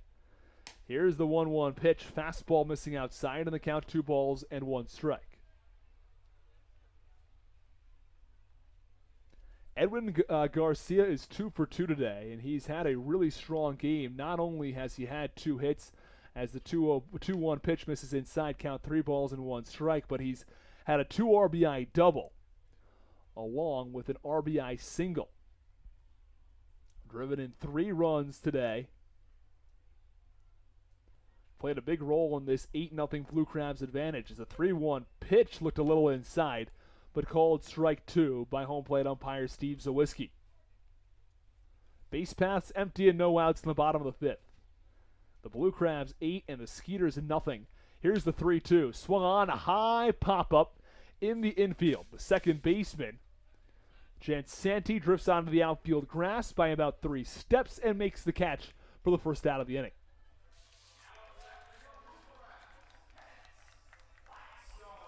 And here is Kent Blackstone, 0 for 2 on the day. He did walk.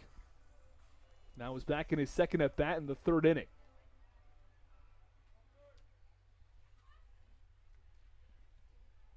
First pitch to Blackstone. Fastball in there for strike 1 on the count 0-1.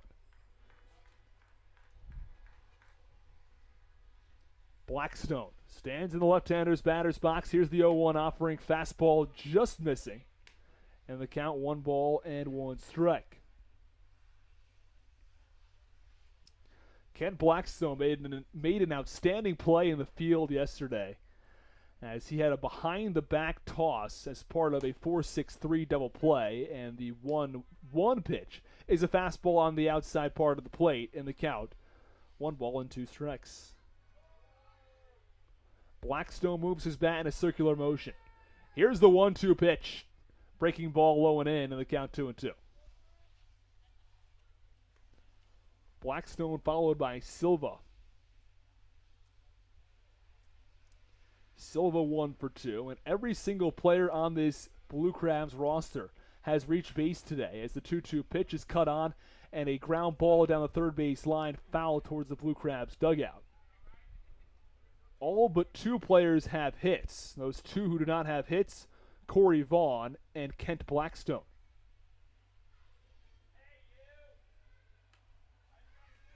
Both Blackstone and Vaughn reaching on walks. 4 Blue Crabs have walked today, and that pitch comes low and in and nearly clips the cleats of Blackstone, but he managed to jump out of the way, and the count full at 3-2.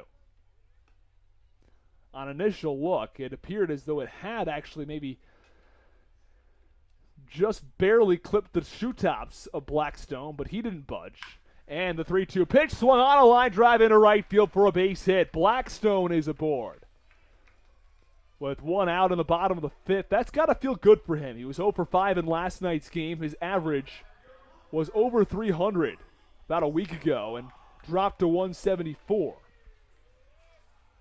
Blackstone on base for the 2nd time this afternoon. His batting average back up to 191 as Ruby Silva digs in. And Ruby Silva knows all about those peaks and valleys of the baseball season when you're at the plate. He's had some outstanding streaks of power and contact where he just gets a hit every time up as the first pitch is cut on and fouled off down the third base line. At other times, he has struggled. He was all the way up at 360 earlier this season. But that batting average dropped into the 270s late last week. But he's come back and had a resurgency in this series against the Skeeters. Nearly 300.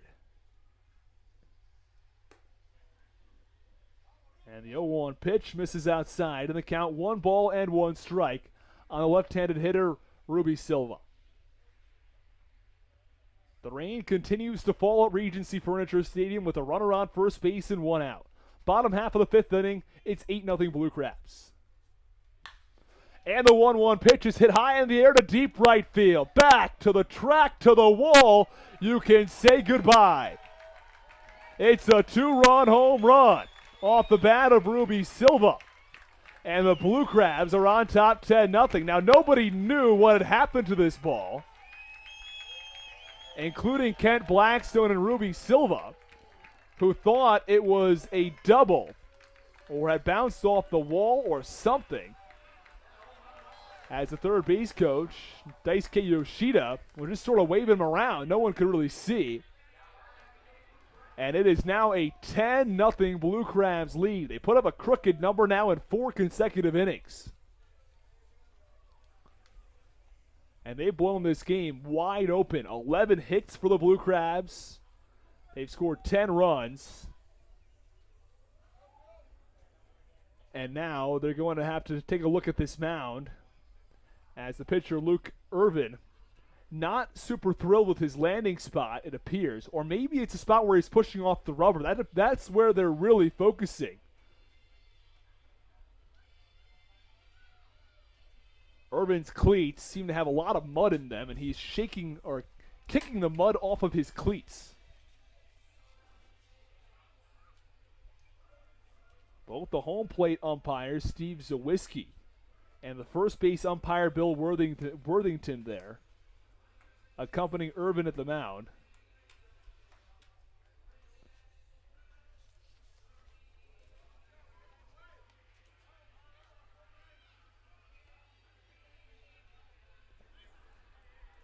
Joe Benson is due up next. Whenever it is decided they will resume play. As now the entire infield has come to a break trying to decide what's going to happen here.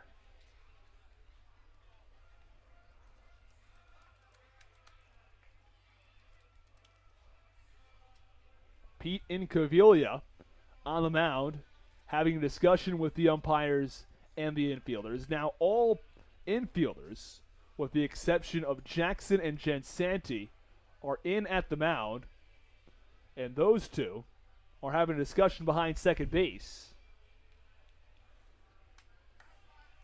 The left fielder, Phipps, is out at the Dairy Queen line, and he appears to have exited towards the clubhouse. I'm not sure where Phipps is headed, but he has just exited through the Dairy Queen side out in left field as they try to figure out whatever is going on in this mountain.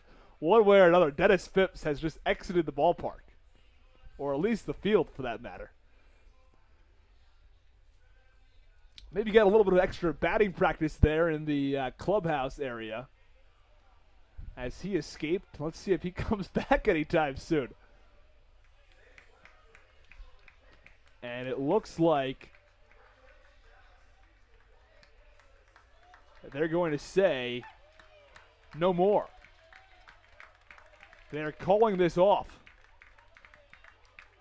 It is a 10-0 lead for the Blue Crabs, and that is your ball game, folks. The ball game is over after 5 innings of play. The umpires saying it's a complete game. The Blue Crabs take home the victory. The fans waited here for a long time, and the Blue Crabs come home with a 10-0 win over the Sugarland Skeeters after they decide it's not worth it to play on. The rain falling pretty heavily here at Regency Furniture Stadium, and the Blue Crabs with a very large lead. Manager Pete Incaviglia thought, hey, we'll cut it right there, and the Blue Crabs take home a 10-0 win over the Sugarland Skeeters. The Blue Crabs put up a crooked number in the second, third, and fourth innings. And in an effort to protect the field and in an effort to reduce the risk of injury, They seem to have called this game all together as the Skeeters are walking back to the clubhouse. I only say seem to have called the game because the Blue Crabs haven't actually moved yet. They're still standing in the dugout. Now manager Stan Clyburn walking down this third baseline. Now assuming this game is over, and a 10-0 win at that for the Blue Crabs, it's been a big game. Not only have they put up 10 runs in a 5-inning game showing their offensive abilities, 8 of the 9 batters in the Blue Crabs order reached base, including Blackstone, who was 1 for 3, Silva, who was 2 for 3, Benson 1 for 3, Ruiz 1 for 2. The 4 batters I just mentioned, all of them scored a run, and Silva, Benson, and Ruiz all had RBIs. The only player who did not reach base today was Corey Vaughn, one of the most consistent hitters in the Atlantic League. He did reach via a walk, though, and he had 2 10-plus pitch at-bats. An 11-pitch at-bat where he struck out, followed by a 12-pitch at-bat where he worked a walk. So he was incredibly valuable today. Charlie Valerio was 1 for 3. He scored a run in tonight's contest. Frank Martinez, 1 for 2 with 2 RBIs and a run scored. And Tony Thomas and Edwin Garcia both go 2 for 3. Thomas scoring 2 runs and driving 1 in, and Edwin Garcia driving 3 batters in today. He had an exceptional game as his batting average continues to climb all the way up to 231, and he is now 4 for 9 in this series. He was 2 for 3 in game 1. He was 0 for 3 yesterday in game 2 and 2 for 3 again today, adding 3 runs to his ledger. So a big win for the Blue Crabs here at Regency Furniture Stadium. The pitching was outstanding from Craig Stem. As always, he went 5 innings, allowed 3 hits, 3 walks, no runs, 7 strikeouts for the right-handed pitcher who continues to impress. Stem threw just 68 pitches. He was going to go at least 7 innings based on that line. And a 100-pitch line, 5 innings over 68 pitches would put you on track for only about 95 pitches through 7. He's someone who's known to go north of that, though. So an outstanding performance from Craig Stem and the Southern Maryland Bats in a decisive Game 3 win over the Sugarland Skeeters. It's not only a win for the Blue Crabs, though, but this is also their first series win as they take the series, take 2 out of 3 from the Skeeters here at Regency Furniture Stadium. They've split a couple of series this year, but this is the first full win of the year. For the Sugarland Skeeters, we'll break them down briefly. They were 3 for 17 at the plate today. Only 3 hitters who did record a hit included Mitchell, Borenstein, and Phipps. Their pitching staff struggled throughout the evening. Merritt went 4 innings of work, allowed 9 hits, 8 runs, 6 of which were earned, 4 walks, and 3 strikeouts. Irvin then came in through just a third of an inning, allowed 2 hits, 2 earned runs, including a home run. Irvin struggled to record outs against the Blue Crabs order, which was red hot. We only played 5 innings today at Regency Furniture Stadium, but that will do it for us here. From Austin Rooney and Andrew Banstra, it is the first series win for the Southern Maryland Blue Crabs. We'll be back here tomorrow at Regency Furniture Stadium for a 5 p.m. start time. And the Blue Crabs will have, again, that doubleheader. And we've had this is the second doubleheader we've had this season here at Regency Furniture Stadium.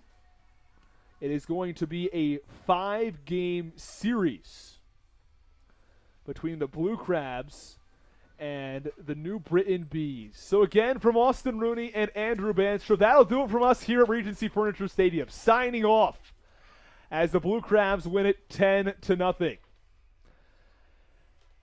And you have been listening to the Blue Crabs Broadcast Network. And as always, remember, go Blue Crabs.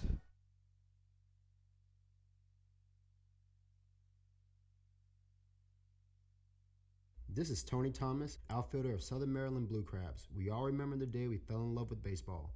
For me, it was when I watched The Field of Dreams. This is why I'm excited for June 21st, because on June 21st, the Blue Crabs are celebrating the 30th anniversary of the Field of Dreams. And we have a special appearance from Dwyer Brown. You may know him as John Kinsella from the movie. You don't want to miss Field of Dreams night at the ballpark on June 21st.